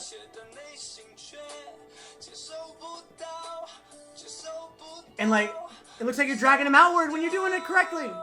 When you do it right, it looks like you're literally dragging it out. And that interaction is just what I fucking live for. I love it. It makes me so happy. This game is just like a fountain of joy for me.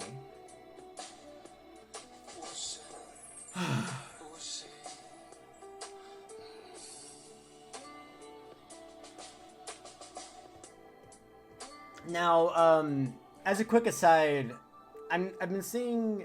Oh, and it ends with like a little beep. It's so good. I could just show you every single Voez map. So another one that is mentioned in the chat, which I'm gonna lump in with this one because it does a lot of similar things. A lot of people, as in I know one person has been talking about it a lot, but it deserves it, and I forgot to mention it in this slideshow. It's a game called Lenota, and it does very similar stuff to this. The only reason I didn't include it is because like there's a bunch of other stuff. I'm not sure of which song I should show you for Lenota. I don't know which one's like looks the best because like I don't want to do like a this is the hardest one. This is your boss song.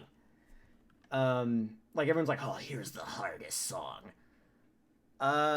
Who was the one that was talking about Lenota in the chat? I remember. I know you're in here somewhere. Someone was like, where are you? Where are you? I must know so that I may get your take. Oh yeah, Dragonadior. I think I pronounced it right. Dragonadior. What's your favorite Lenota song? Hit me with it. Reveal yourself. I love Cage Pro. Cage Pro. I don't think so. The name sounds like familiar, but like, let me take a look real quick. The drum one. I'm gonna need a name. Oh, Cage Pro. All right, let me see. I don't think I've seen this before. Yeah, I have not seen Cage Pro before. This is something that I'm completely unaware of. Let's take a look at it. Hello. Hello. In the meantime, while we're waiting for them to figure that out, I'm gonna look up some Cage Pro just to see what it looks like because it's like poppin' music. Okay, so it's like poppin'. All right, let's see. Cage Pro gameplay. I mean, a lot of this stuff looks like anime, but Cage Pro Project game trailer. All songs. This is, I mean, all I'm finding right now are PVs, but if you can find me a good gameplay video, link me. Cage Pro is not a game, it's got some damn good music. Wait a minute. Is Cage Pro a game or an anime? I heard the question if you don't mind. Would you consider rhythm games to be on a spectrum of how much they rely on auditory cues? I bring this up because an so you can turn the notes because you can turn the notes invisible as they approach their timing, so you're much more reliant on the auditory timing. Zoonlight, I would say so, and I'm actually going to be going into more details very, very soon. But also, Dragonadior, give me the name. You are the Miserable. Okay, thank you. I just want to show off Lenota, because it definitely deserves to be showed off. Let's take a look at this. Cool opening. Very cool opening. All right, so we're going to take a look at this real quick. Whoops. So this is on Master Mode, by the way, so it's going to be very, very difficult. Don't think like, oh, man, I could never beat this because... Jesus. Oh, yeah, I think I remember this one. Let me see if I remember. Unless I think the background changes a lot. Yeah, it's on Master Mode, like 15. This is going to be rough.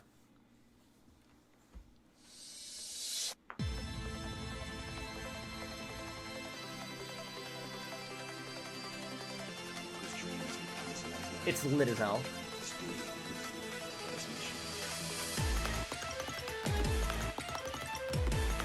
See, I love it. It's like it pulls it in whenever you do the pulling thing. Pull it in. Pull it in. Pull it inside.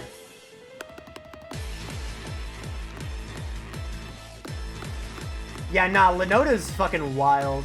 The one downside to it is there are some titles where it's just like completely impossible to like keep track of. Like sometimes it's like way too slappy. Like slappy? What? It's a little bit too flashy for my taste sometimes, but like this is a really good game and it absolutely deserves to be called out. Wait. Whoop. Whoop. Yeah.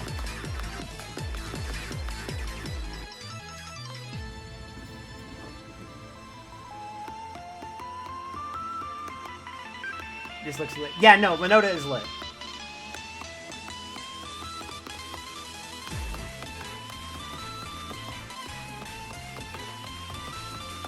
Also, the fucking ins and outs right there being like violin strings. I love that shit. Also, you can get Lenota for your Switch. I have it for Switch.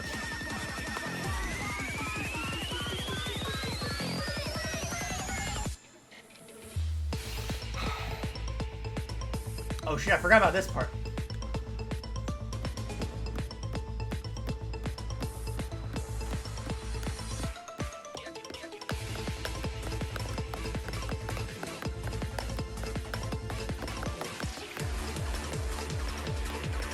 Yeah, Voa's on Switch too. All of Rayark's games, except for like Sidus 2, I think, are on Switch. Also, so is Lenota, and like Lenota slaps. Fucking, I'm really glad I got a chance to check it out, and thank you for reminding me of it. I totally was gonna say your name wrong, but Dragon O'Ear, I think.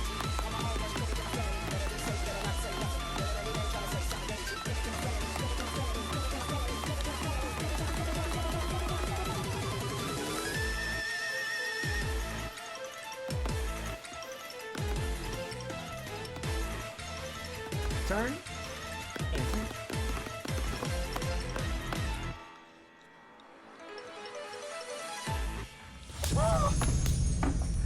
That pop off! Holy shit! Hold on. I need to see that pop off again. That was a beautiful pop off.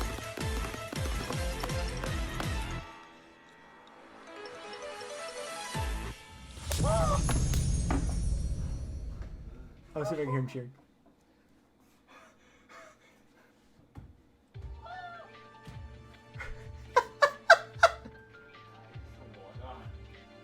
That is incredible. I love that.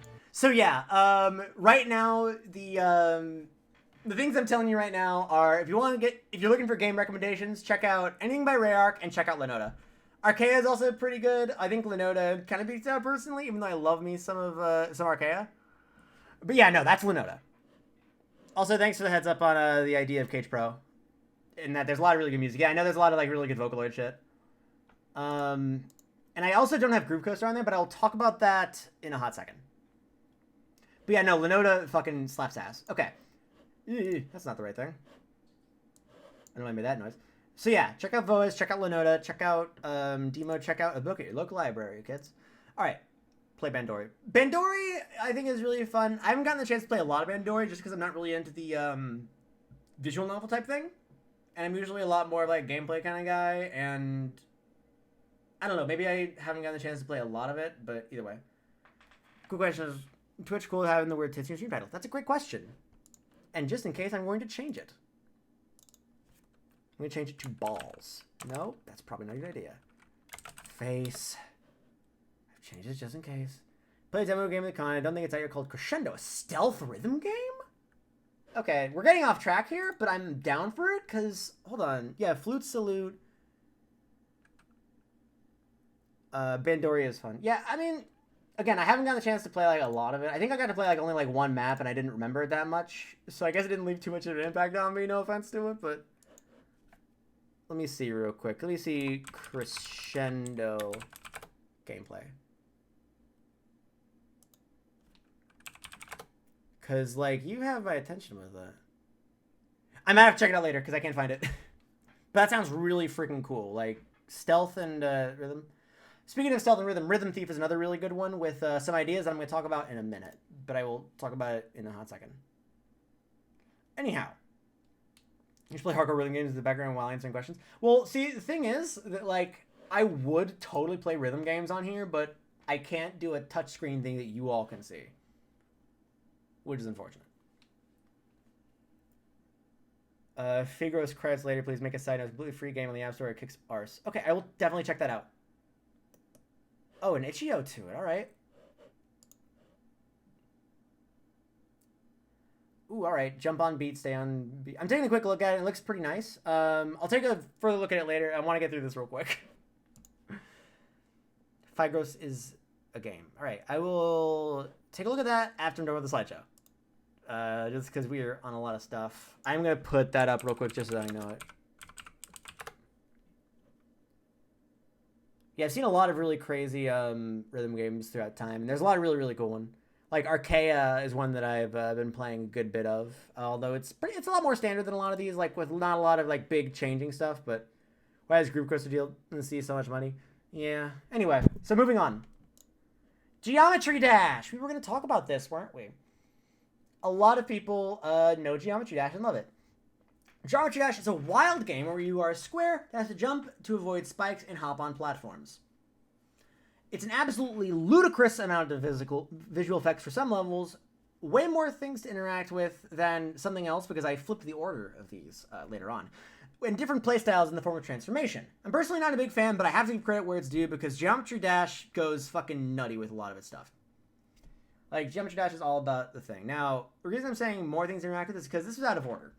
Originally put something before this, and I think a lot of you guys know what it's going to be. But first I'm going to say a note about Geometry Dash in that parts of it kind of go away from being a rhythm game. Like, for instance, when you go into, like, rocket ship mode, that becomes less of a rhythm game and a lot more of a music game. But when it's in its pure, you're a cube, you're jumping, that's rhythm. That's rhythm game. That's all rhythm game. Now, again, Spin Rhythm XD. I have not heard of Spin Rhythm. I will put that in. I'm just going to have a whole, like, side thing where I list the things that you guys are telling, rhythm games you guys are recommending me that I haven't heard of, and take a look. Kind of hard argument to say it's a rhythm game, yeah. Well, here's the thing, is that Geometry Dash, when it's in its pure square form, I would say is a rhythm game. But, like, when it comes into, like, all its different form, I think it kind of goes away from that.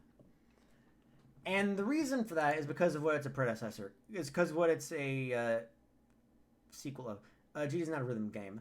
I mean, like, kind of is in some points. Does Piano Tiles count as a rhythm game? That is a whole other ballgame. I will get into that in a minute. I feel like the rhythm in Geometry Dash has to be exact. Well, yeah, a lot of it is, and it's much more rhythm game light, but you could argue it's a rhythm game. And either way, I'm doing this for the sole purpose of bringing up the rhythm game that it's based on. The Impossible Game. The realist know this one. If you had an iPhone way back in the day of like 2008, 2009, 2010, you know about the Impossible Game. This game slaps ass in every way, shape, and form. I'm going to show it to you right now because, first of all, if you've never seen, if you've never seen this game, but you have seen, actually, tell you what, give me a 1 in chat if you know about Geometry Dash, but you have never heard of the Impossible Game.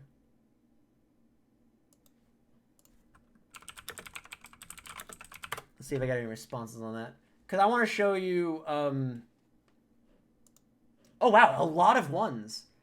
That almost makes me sad. Maybe not sad, but like it makes me, I kind of understand it. Because like, Geometry Dash blew the fuck up. This one didn't quite blow the fuck up, but it blew the fuck up a little bit. So here is what is the first level of 5 of the Impossible Game.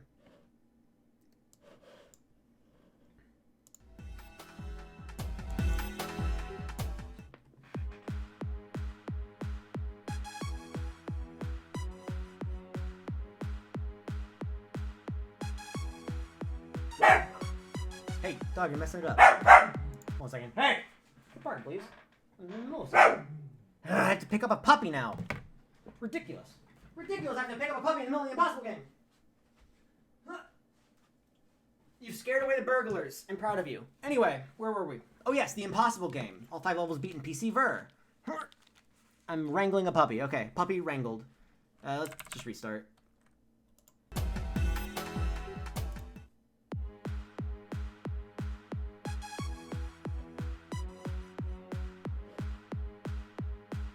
I just realized. Sorry about that.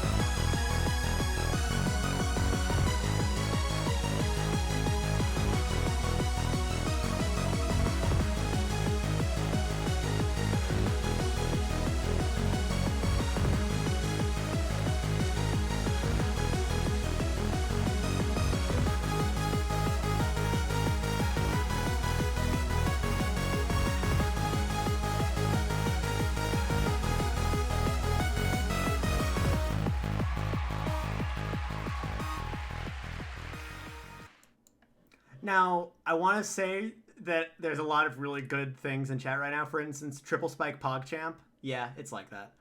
Have we talked about Clone Hero yet? Not really, just because that's pretty much Guitar Hero. Anyhow, there's something Guitar Hero I've seen that I follow. Yeah, this game was infamous. Just for being... Up until now, I thought this game was Geometry Dash. No, this is where it came from. This was like years before Geometry Dash was a thing. And then Geometry Dash kind of copied its style and added a bunch of stuff. But here's the thing about this game that we are talking about right now. The goal is simple. Move down a path, jump at the right time to avoid the spikes, or jump on platforms, or you will fail and you have to restart the whole thing, just like Geometry Dash. I wanted to end on this one because its simplicity allows me to point something out. Oh, was it made by the same people by Geometry Dash? I don't think so, but I actually never checked. I'll find it out in a minute. But anyway, I wanted to point something out about it because it's kind of the baseline of rhythm games. This is a game where you go along a single path, and but the rhythm didn't really match the moves. Hear me out. Hear me out. Here's why I claim it's a rhythm game. Let's say you take a timeline. You stretch it out from the beginning to the end. Here's the anatomy of the impossible game for a player. Right here, you have to jump. At this point in time, you have to jump. At this point in time, you have to jump. You have to jump here, you have to jump here, you have to jump here. You have to jump in all these different spots. It doesn't matter what happens and all this stuff. You could be falling through a bunch of stuff. You could be going through like a bunch of stuff. It doesn't matter. So long as you jump right here, and right here, and right here, right here, right here, right here, right here, you're going to win the impossible game. If you know off the top of your mind, if you know when those jumps take place, you can probably play it blindfolded. But so long as you jump here, here, here, here, here, here, here, at those exact times, then you will win the impossible game. And that is basically how rhythm games work. Because instead of like, in most games, it's like, okay, well, over this timeline, you have to make sure you move to the right a little bit, and then make sure you jump at some point, make sure that you're avoiding the stuff. You got to make sure that you're moving to the left a little bit. And you can take your time on it, but make sure you line up this jump right. No. With rhythm games, with games like the Impossible Game, it's jump here, and then jump here, and that's it. You'll win. Everything else is for show. You can hold down the button, you'll jump up a bunch, and move across stuff. So it's not a rhythm game. Actually, quite the contrary, because it is a rhythm game. Because it's all about the timing of when you jump. It's 1,000,000% about the timing of your inputs. And also, it kind of lines up with the music, but this is, in its most base form, a rhythm game. So I feel like a lot of people came in partway through, so this question is going to be a bit confusing. But I'm going to ask it anyway for the people who've been here the whole time. For all of you who've been here the whole time, you win a free cookie and you don't get to go to detention. Everyone else, you're in detention. Now, we find ourselves with a little bit of a contradiction. This one was brought up earlier. What does every game we've talked about so far have in common? That would be a bit of a contradiction to what we've been talking about. Anyone in the class want to raise their hands and let me know. Let me know what you think the answer is.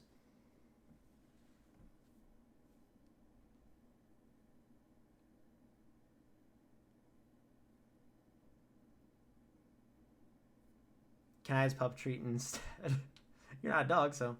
Music, yes, that is, but that isn't really contradictory to like the big spiel I had at the beginning about space versus time, right? Space evades, you got it right. Visual cues. All of these, you still need your sight in order to know what's going on. Even with the Impossible Game, like, yeah, if you memorize ahead of time, yeah, I know I need to jump at this part of the song. You can use the song as a guide to be like, okay, cool. I'm about to get to the part that goes ba ba ba ba ba ba ba ba ba ba ba ba ba ba ba ba ba ba. You can memorize that ahead of time, but when you're first playing it, you need to know, oh shit, a box is coming. I need to jump. Even the most basic form, even when it looks like this, you still need a visual cue right here. You still need something to see to say, hey, you better get ready to jump. With Parappa the Rapper, a bit of a lesser example because, well, no, even then, like, you have to see the button prompts on the screen. Like when it says, step on the gas. You have to know that's triangle, triangle, circle. So you'll go, okay, cool. Triangle, triangle, circle. With with Big Trip Runner. Like, you have to know that something's coming, you have to duck under. So you need visuals in order to win. With Osu, you can't just, like, blindfold yourself and go, like, okay, time to click. I don't know where the buttons are coming. Someone mentioned that there is something that makes it so that the rings disappear as they get closer, which do help a lot. And do, like, help you out to get in sync with the music. However, you still need that visual cue to know, like, you know, where to click and all that stuff. Guitar Hero, obviously, like, if you memorize what the notes are, that's great and all. And if you know the Guitar Hero off the top of your head, if you know the guitar solo, like, if you know freaking Cliffs Dover starts with da-da-da, da-da-da, da-da-da, ba-ba-dum, ba-da-dum-dum, ba-da-da-dum, dum-dum-dum, ba-da-da-da-da-da-da,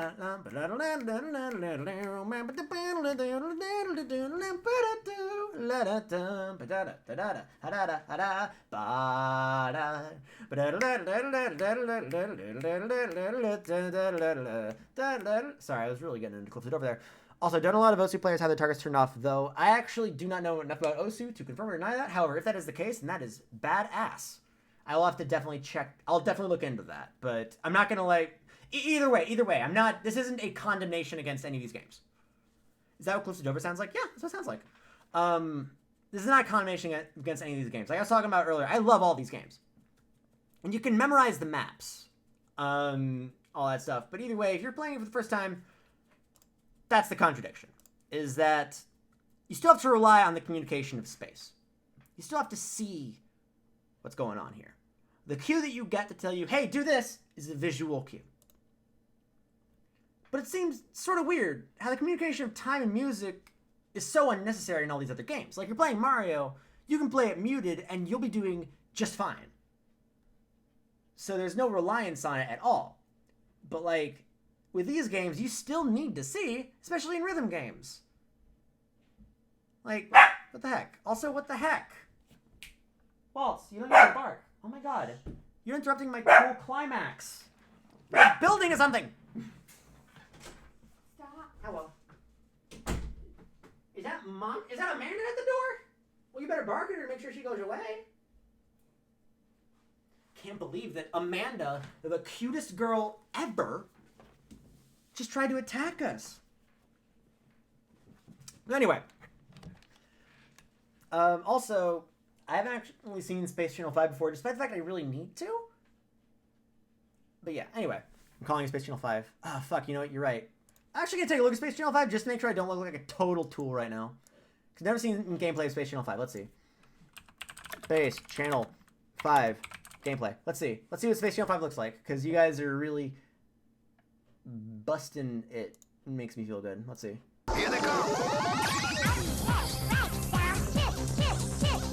Up, left, right, down, shoot, shoot, shoot. Right, up, right, down, shoot, shoot, shoot. Well, I stand corrected. This is basically all of it.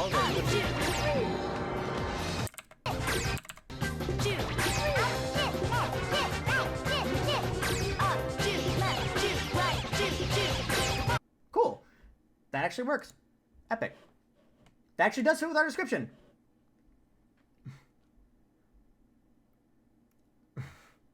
Updated autopsy report. Yeah, you know what? You're right. That's actually the first time I've seen Space Channel 5, and I gotta say, pretty cool game.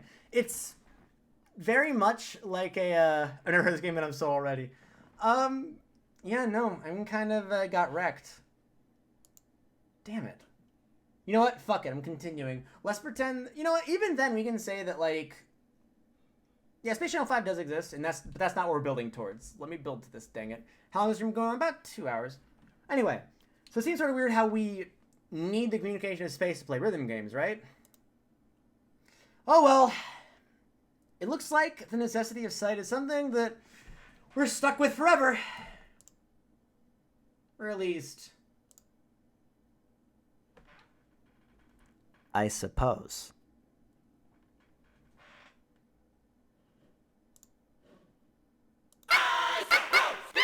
Rhythm Heaven, motherfuckers! Okay. I made the joke. Okay. Yeah, we're talking about Rhythm Heaven now. Of course I'm going to talk about it. So, Rhythm Heaven. If you've never seen Rhythm Heaven before, it is the purest rhythm game ever made. Fuck you. It's the purest rhythm game ever made. Space Channel 5 can eat it. Space Channel 5 is really, really cool. I like it, judging by the 10 seconds that I've seen of it. It seems like it's something that's really rad. But fuck it, Rhythm Heaven is the jam and a half, and we're working with it. The reason I'm saying is the purest rhythm game ever made is because it has visual cues to make things look pretty, but you do not need visual cues in order to play this game. It's the only game I've ever played, except for Space Channel 5, because now that's the thing now, where, like, visuals don't mean jack shit. You can play Rhythm Heaven without music or without visuals. Waverly, I wouldn't say that much.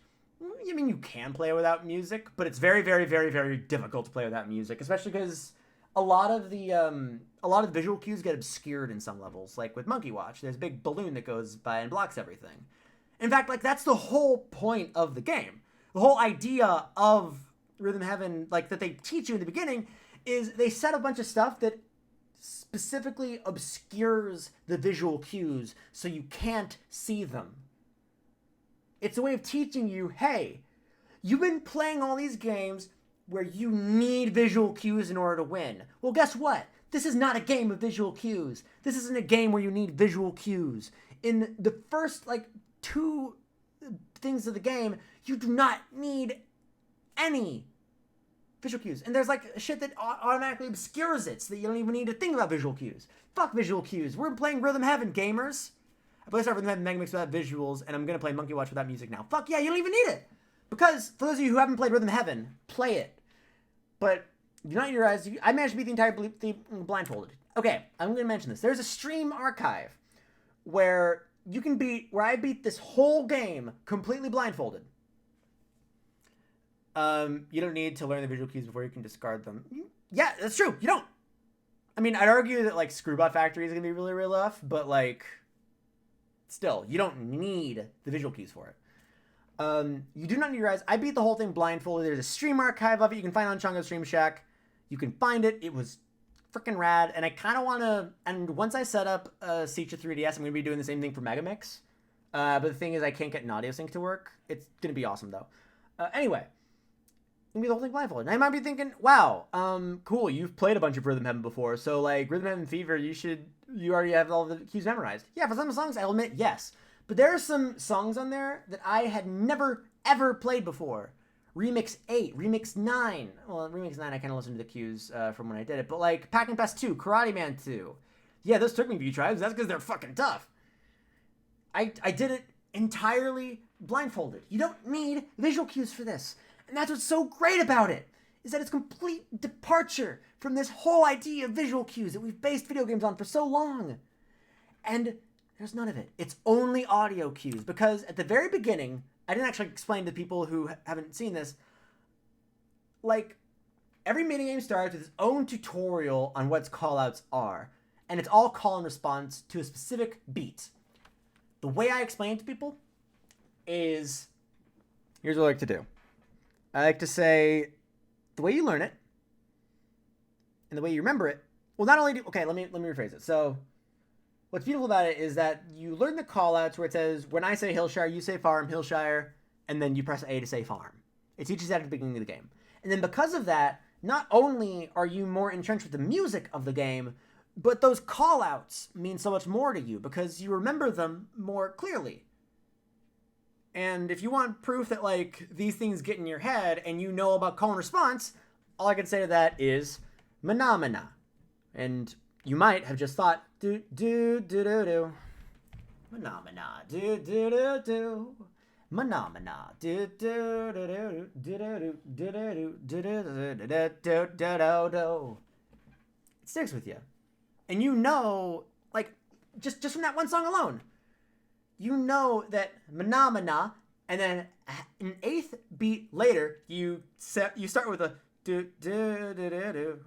Like, you don't go Phenomena, yeah, do do do do or whatever. You do the exact thing. You do exactly what you were told to do with the exact rhythm.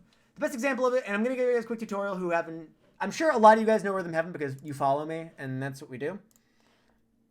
I'm going to show you Ringside because Ringside is my favorite example to use. Ringside Rhythm Heaven. I'm trying to get a version with the tutorial. Hold on a second. I'm just gonna do Rhythm Heaven playthrough. Fever playthrough. No commentary. Let's see if I can get this. That'd be nice. Let's see. It's gonna be on this one. All right, sweet. No commentary. Let's jump over to Remix 3. Oh, you kidding me? It's on the next one.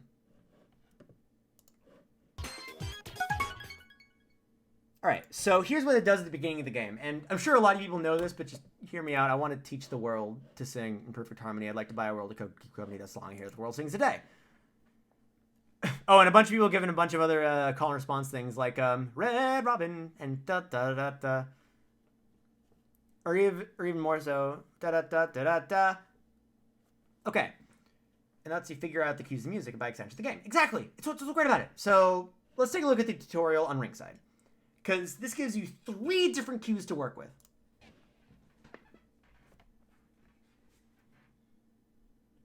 Thanks for agreeing to a Ringside interview. Let's rehearse a bit before we turn the cameras on. When I ask a question, press A to answer. Wubba-dubba-dubba, is that true? Wubba-dubba-dubba, is that true? Wubba-dubba-dubba, is that true? Wow, your answers were all so eloquent. Let's move on. If I say something like, you go, big guy, that's a good time to show off. Press A twice quickly to show us what you've got. So now you learn the second call out. When you hear, Whoa, you go, big guy! press A twice with hoo-ha, Whoa, you go, big guy! hoo-ha, Whoa, you go, big guy! hoo-ha. Whoa! One last thing. When the photographers are ready, they'll want you to strike a pose. Really flex those muscles. Press A there. Oh my god. Dog, we're in the middle of pose for the fans. These dogs are insane. For some reason. So, I think the dog just likes to bark at anything that's outside. No. Quit your barking. It's okay. You don't gotta bark. It's okay. I promise. I promise you don't gotta bark. I think you promise. It's okay. Don't bark. You done barking? You done barking? Okay. You done doing the Barco? You done, Donnie Barco? Haha, it's like a movie joke. I'm sure she appreciates it. She likes movies and stuff. Also, I'm taking care of something because there was a bit of a spill. Ah, cool. Taken care of. Epic. Okay. Anyway, take 2. Walt's also interviewed too. See? Oh my god, I just got back. Hey, come here. Where's your squeaky? I can use that to beguile you. Hello. You're running away. Come on. Really? Welcome to Ryan's struggles with his dog hours. Post for the fans! Really? We're playing this Post game? for the fans! Post for the Oh, wait, it's fans! going. Cool. Oh, she's so crazy. She was on beat. I'm glad she was. Okay. Are we good? Are you done being a barktacular baby? Because we're about to go to the big show. So, now that we've done that, let's show off all of those cues together. And this is for anyone who hasn't seen Rhythm Heaven before. Can I get a 1 in chat if you've never seen Rhythm Heaven before, real quick, just to see? Because, like, if everyone here knows Rhythm Heaven, this is all kind of pointless.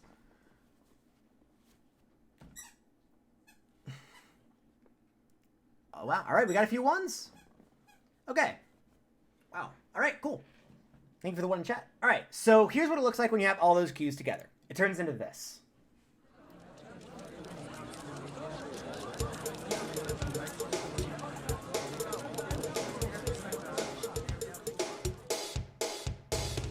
Wubba-dubba-dubba, is that true? Wubba-dubba-dubba, is that true? Post for the fans! Wubba-dubba-dubba, is that true? And post for the fans! Wubba-dubba-dubba, is that true? Whoa, you go, big guy! Wubba-dubba-dubba, is that true?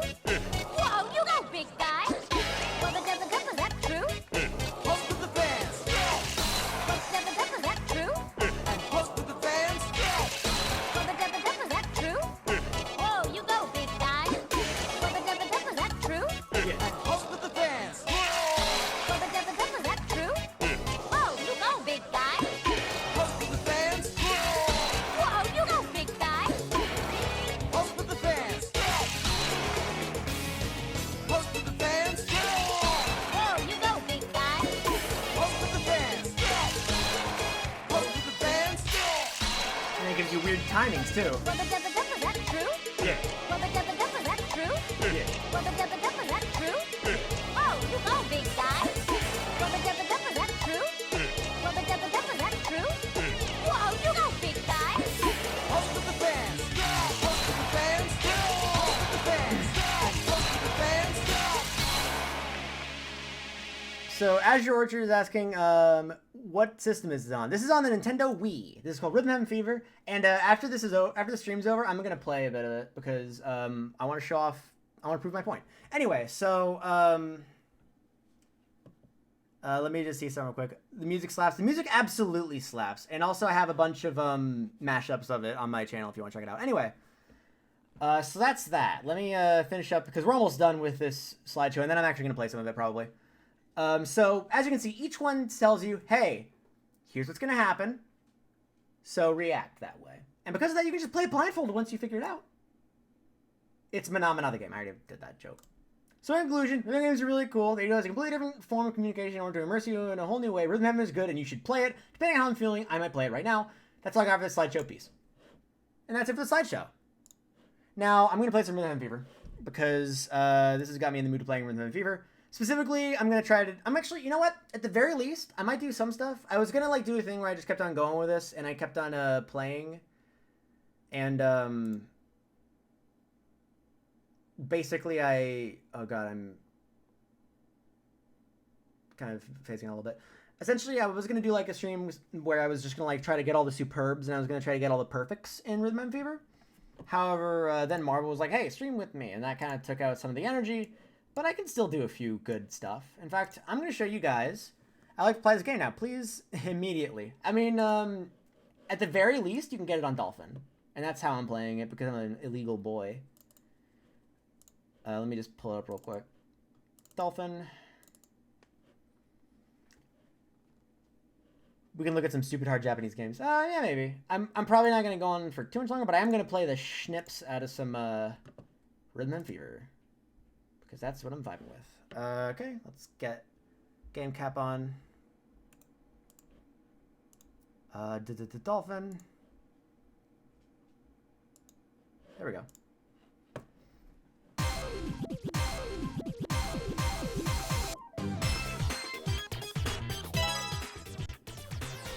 Thank you for Brian Slideshow. Really nice to see you talk about this extensively. Oh yeah, I'll probably talk more about various games later, but right now I want to do this, because that's what I'm feeling right now. Okay, so before I do anything, there's something I want to do real quick. I don't know the controls to Nightwalk, which is an important part of what I'm about to do. So we're going to take a look at that real quick so I can learn it. Hello. What a perfect time for an evening scroll. So let's take it. Experience the bullets for roll time's sake. Here's a basic hop step.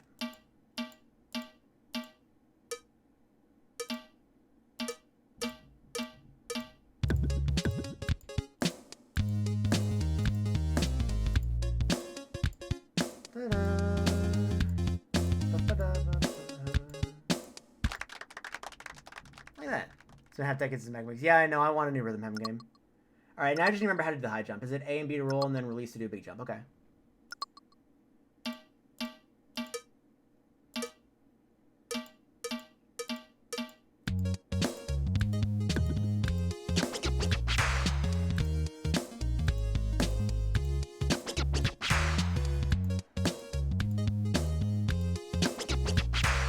So you hear that little record scratch?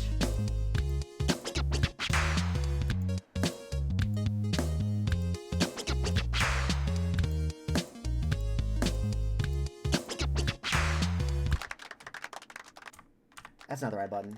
I forgot all my controls for this game. That's the home menu.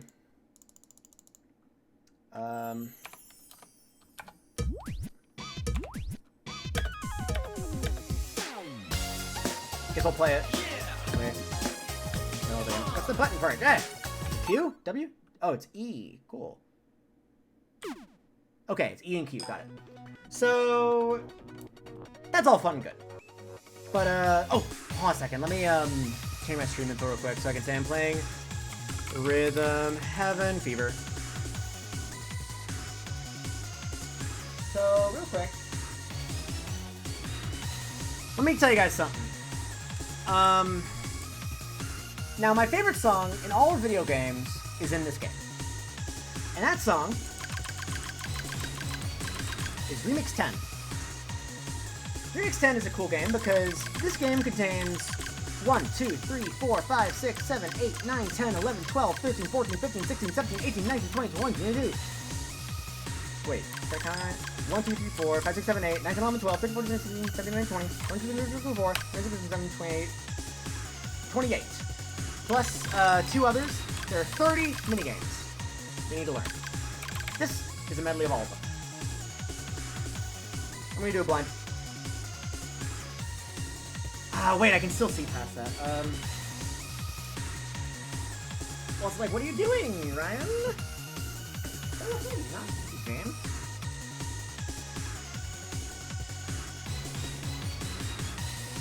Cool. Nothing else. Alright, let's see. Now, it might be a little rusty. Let's see how it goes.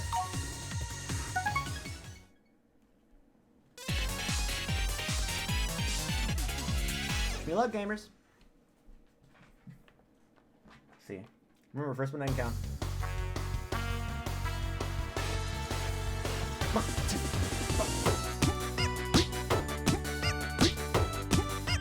double up.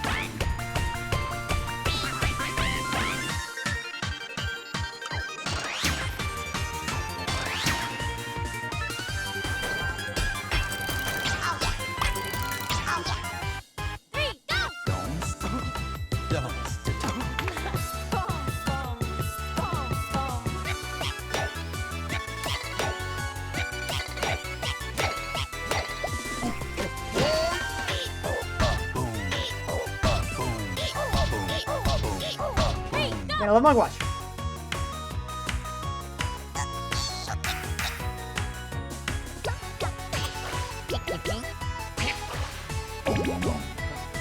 Hey! 1, 2, 3, 4.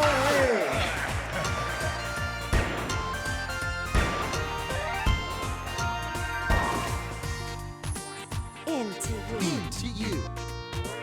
Fucc show. Show. All about you. All about you. All about you. All about you. All about you. All about you. 1, 2, 3, go! Ready and tap tap tap. Check. Ready and tap tap tap. 3, go! Six with a roll. 1, 2, 3, 4. 1, 2, nice. I'm just a man missing you. Please understand. Let's go pow! Is that true? Yeah! Whoa, you know, big guy. Ha! Hope for the best.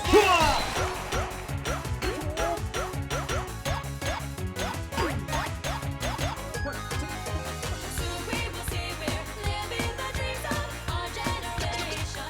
Shit.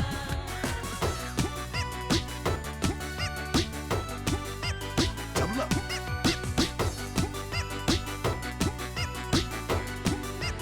Double up. Double up.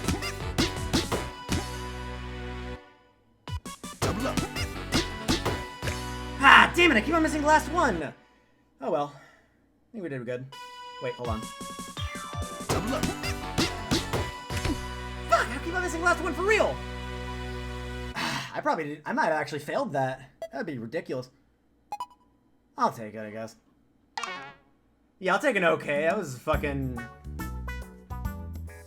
All things considered, I think I did pretty good.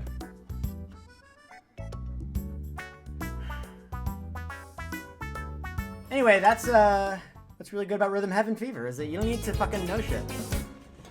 And for those of you that I don't know, I got the Superb on that one, on that blindfolded stream.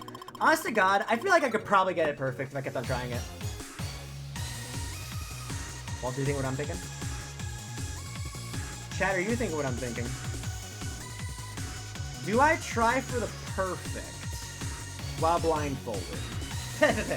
It'd be repetitive. You just keep on watching me doing it until I got it right. Oh, everyone's saying yes. Okay, it's gonna take a few tries. A few tries. It'll take way more than a few tries. And I will have to restart every time I get it wrong, just so you know. Like, every time I miss one, I'm gonna be restarting.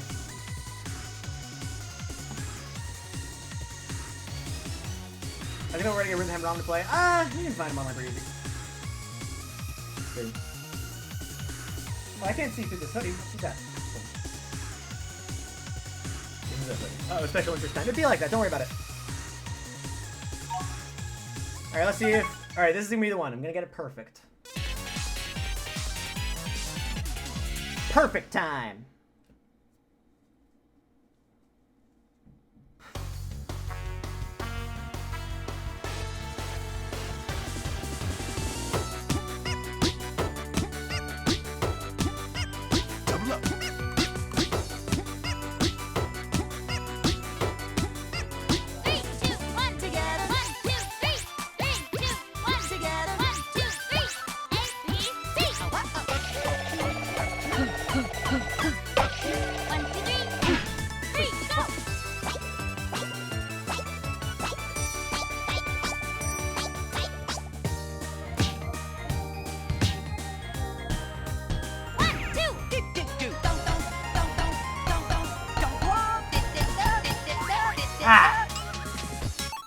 Dang it. That's gonna get really hot in that hood.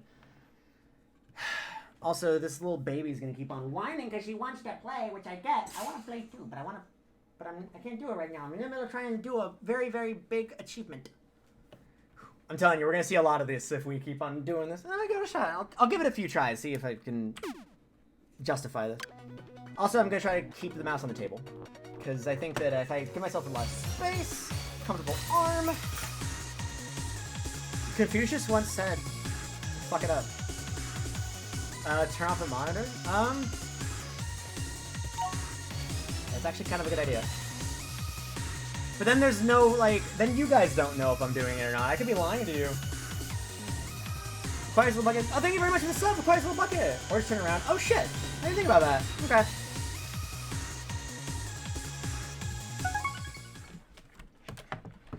Give it a shot.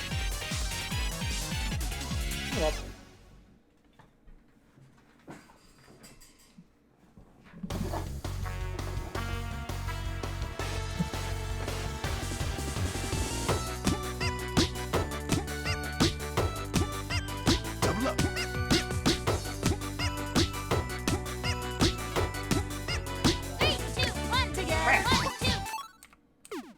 That's gonna be so tough.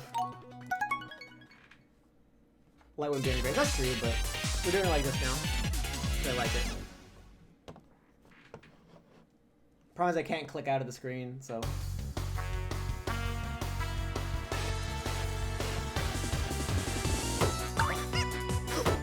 Really? How to do with the yucky donut lips? Yeah, it's not good. I'm not a fan of donut lips, TM. Hello. I know I love you too, but I can't be distracted right now because I'm playing Rhythm Heaven.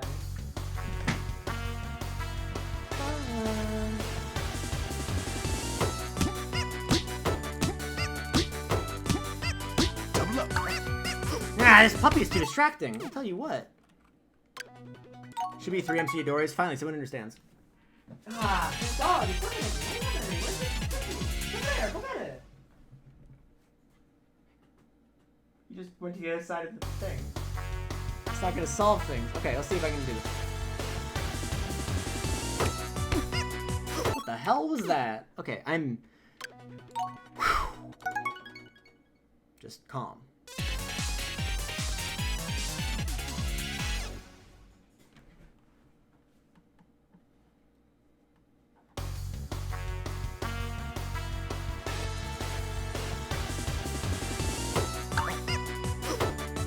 I'm telling you, this puppy is fucking distracting. Oh my god! I keep on messing up the first fucking line. This is ridiculous. Okay. Tell you what, I'm gonna calm my nerves a bit. Calming my nerves. Let's go.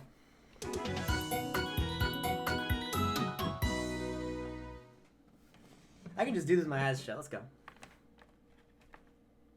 Let me get this all arranged. Get your emotes out. I'm just gonna take a nap while doing this. Let's go.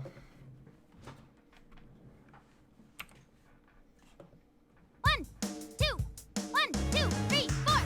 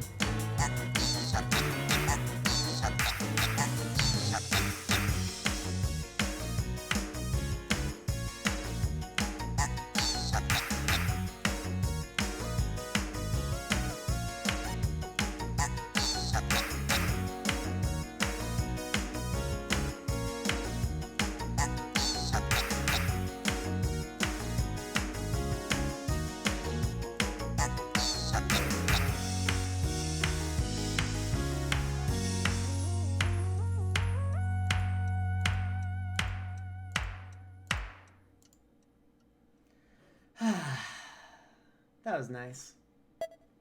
I swear, that's like...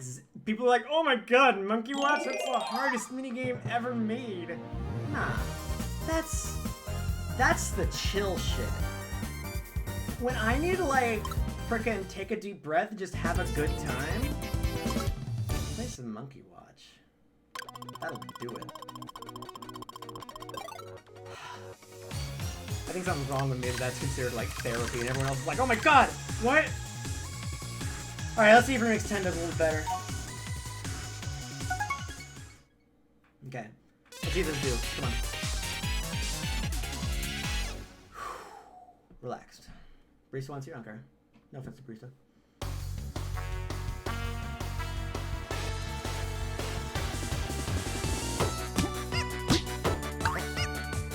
Come on. Okay. Okay, here's it. I'm just gonna keep on going throughout. No matter if I miss the beginning, I'm just gonna keep on going. That way I can practice. If I mess up just the beginning, we can keep on going.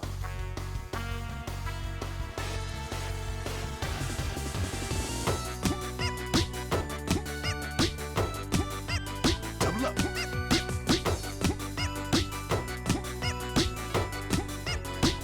2, 1 together. 1, 2, 3. 3, 2, 1 together. 1, 2, 3. A, B, C. 1, 2, 3, 3, go!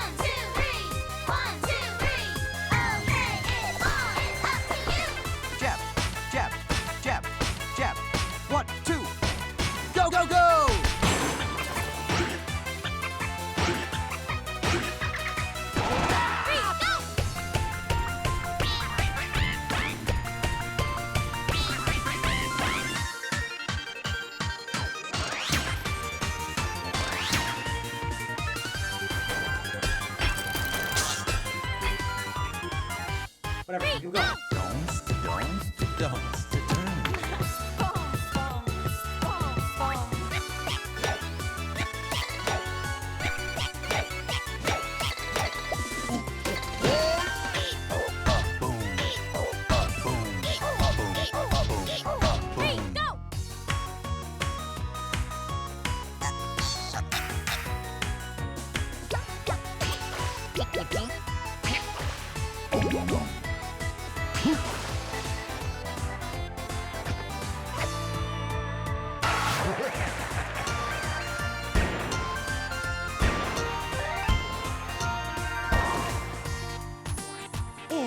Into you.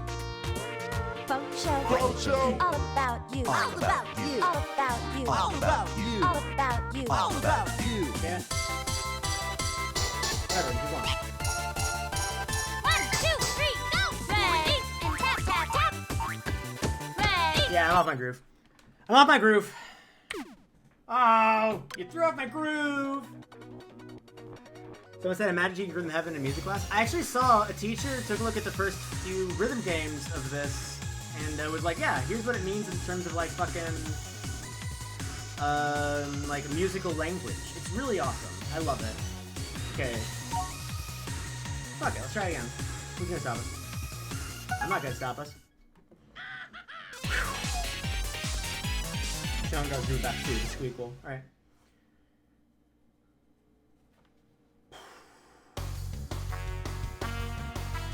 It's tapping.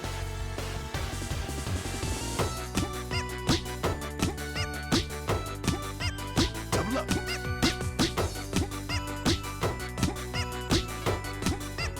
3, 2, 1 together. 1, 2, 3.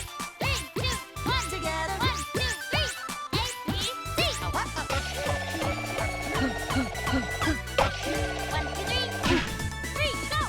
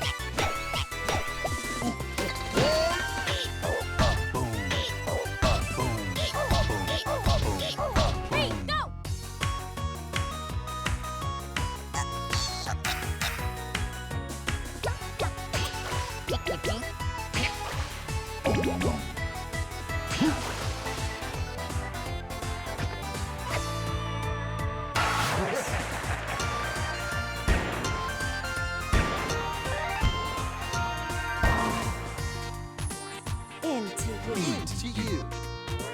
Fucc show. All about you. All about you. All about you. All about you. All about you. All about you. 1, 2, 3, go! Ready? And tap, tap, tap. Ready? And tap, tap, tap. 3, go! Six liberal. 1, 2, 3, 4. 1, 2,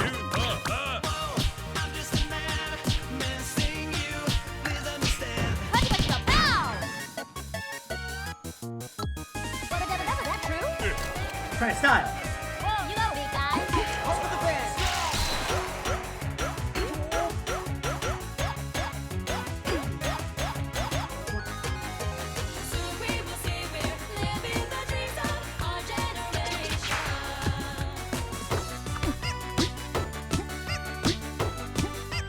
Double up.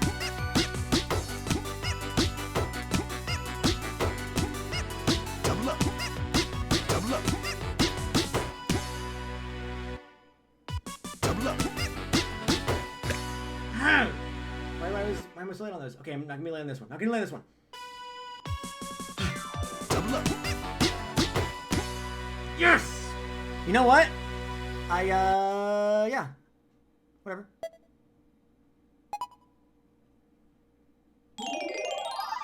I'll take it.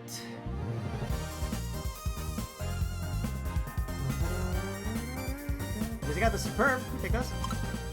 I'm not sure if tonight's the night I get perfect on this. I don't think I'm actually gonna get perfect tonight, but whatever. I can keep on trying. Why not? Who's stopping me? None but myself, baby. So in trouble with the ones you said you didn't know the control to.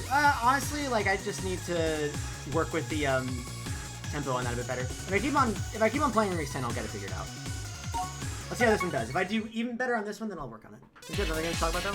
Oh, I do. I'm gonna do that in a minute because I'm distracted by this. I want to do this instead. Cool. Groove Coaster is a good game.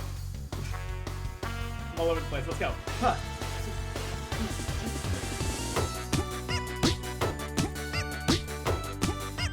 Double up.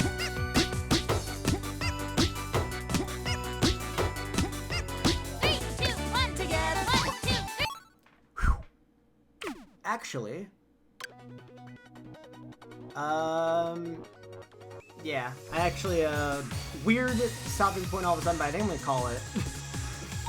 I know that I just randomly am stopping in the middle of everything, but I think I'm gonna call it on this one. Sorry. Just, I don't know, weird emotion swept over my face. I am gonna take a look and see if there's anything on the Baru since Transform Ice. Nope. Okay. A couple other super quick things I'm going to talk about really, really quickly because I had mentioned that I wanted to mention other rhythm games that I didn't get to talk about. Rhythm Thief is a game that has a lot of the same mechanics as like your Rhythm Heaven and stuff, although it still has a few things where it relies on visual cues. Still a very, very good series, very, very creative, very, very nice music, and very, very good visual style. Groove Coaster is incredibly simplistic, which I really love for that. I really love the one-tap sort of concept with it, and also the ad-lib system, which I think is also present in Parappa the Rapper. It's really, really nice. Groove Coaster is really, really good. It's really, really nice. Space Channel 5, I saw about 5 seconds of it, but it looks like it's pretty good. Hope it wasn't something one of us said. No, it was not anything that any of you guys said. I promise. Big promise. The video on Beat Saber is there. Thank you. Speaking of Beat Saber, a very, very good one.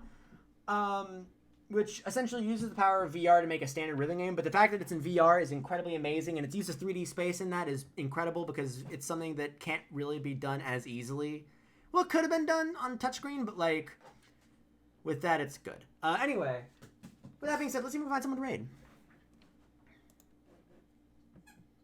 There's Willow, and there's Teddy. Let's raid Willow. All right, we're gonna raid Willow. Raid phrase is gonna be I don't know. We didn't really come up with any epic jokes this time around. I have a sore throat now. Yikes! I've been talking a lot tonight. Anyway, raid phrase is gonna be, "Hey Willow, I like." Well, I don't want to say "Hey Willow, I like you." That makes me sound like a stalker. Monkey. Yeah, I like Simon's idea. We're gonna do monkey with an eye.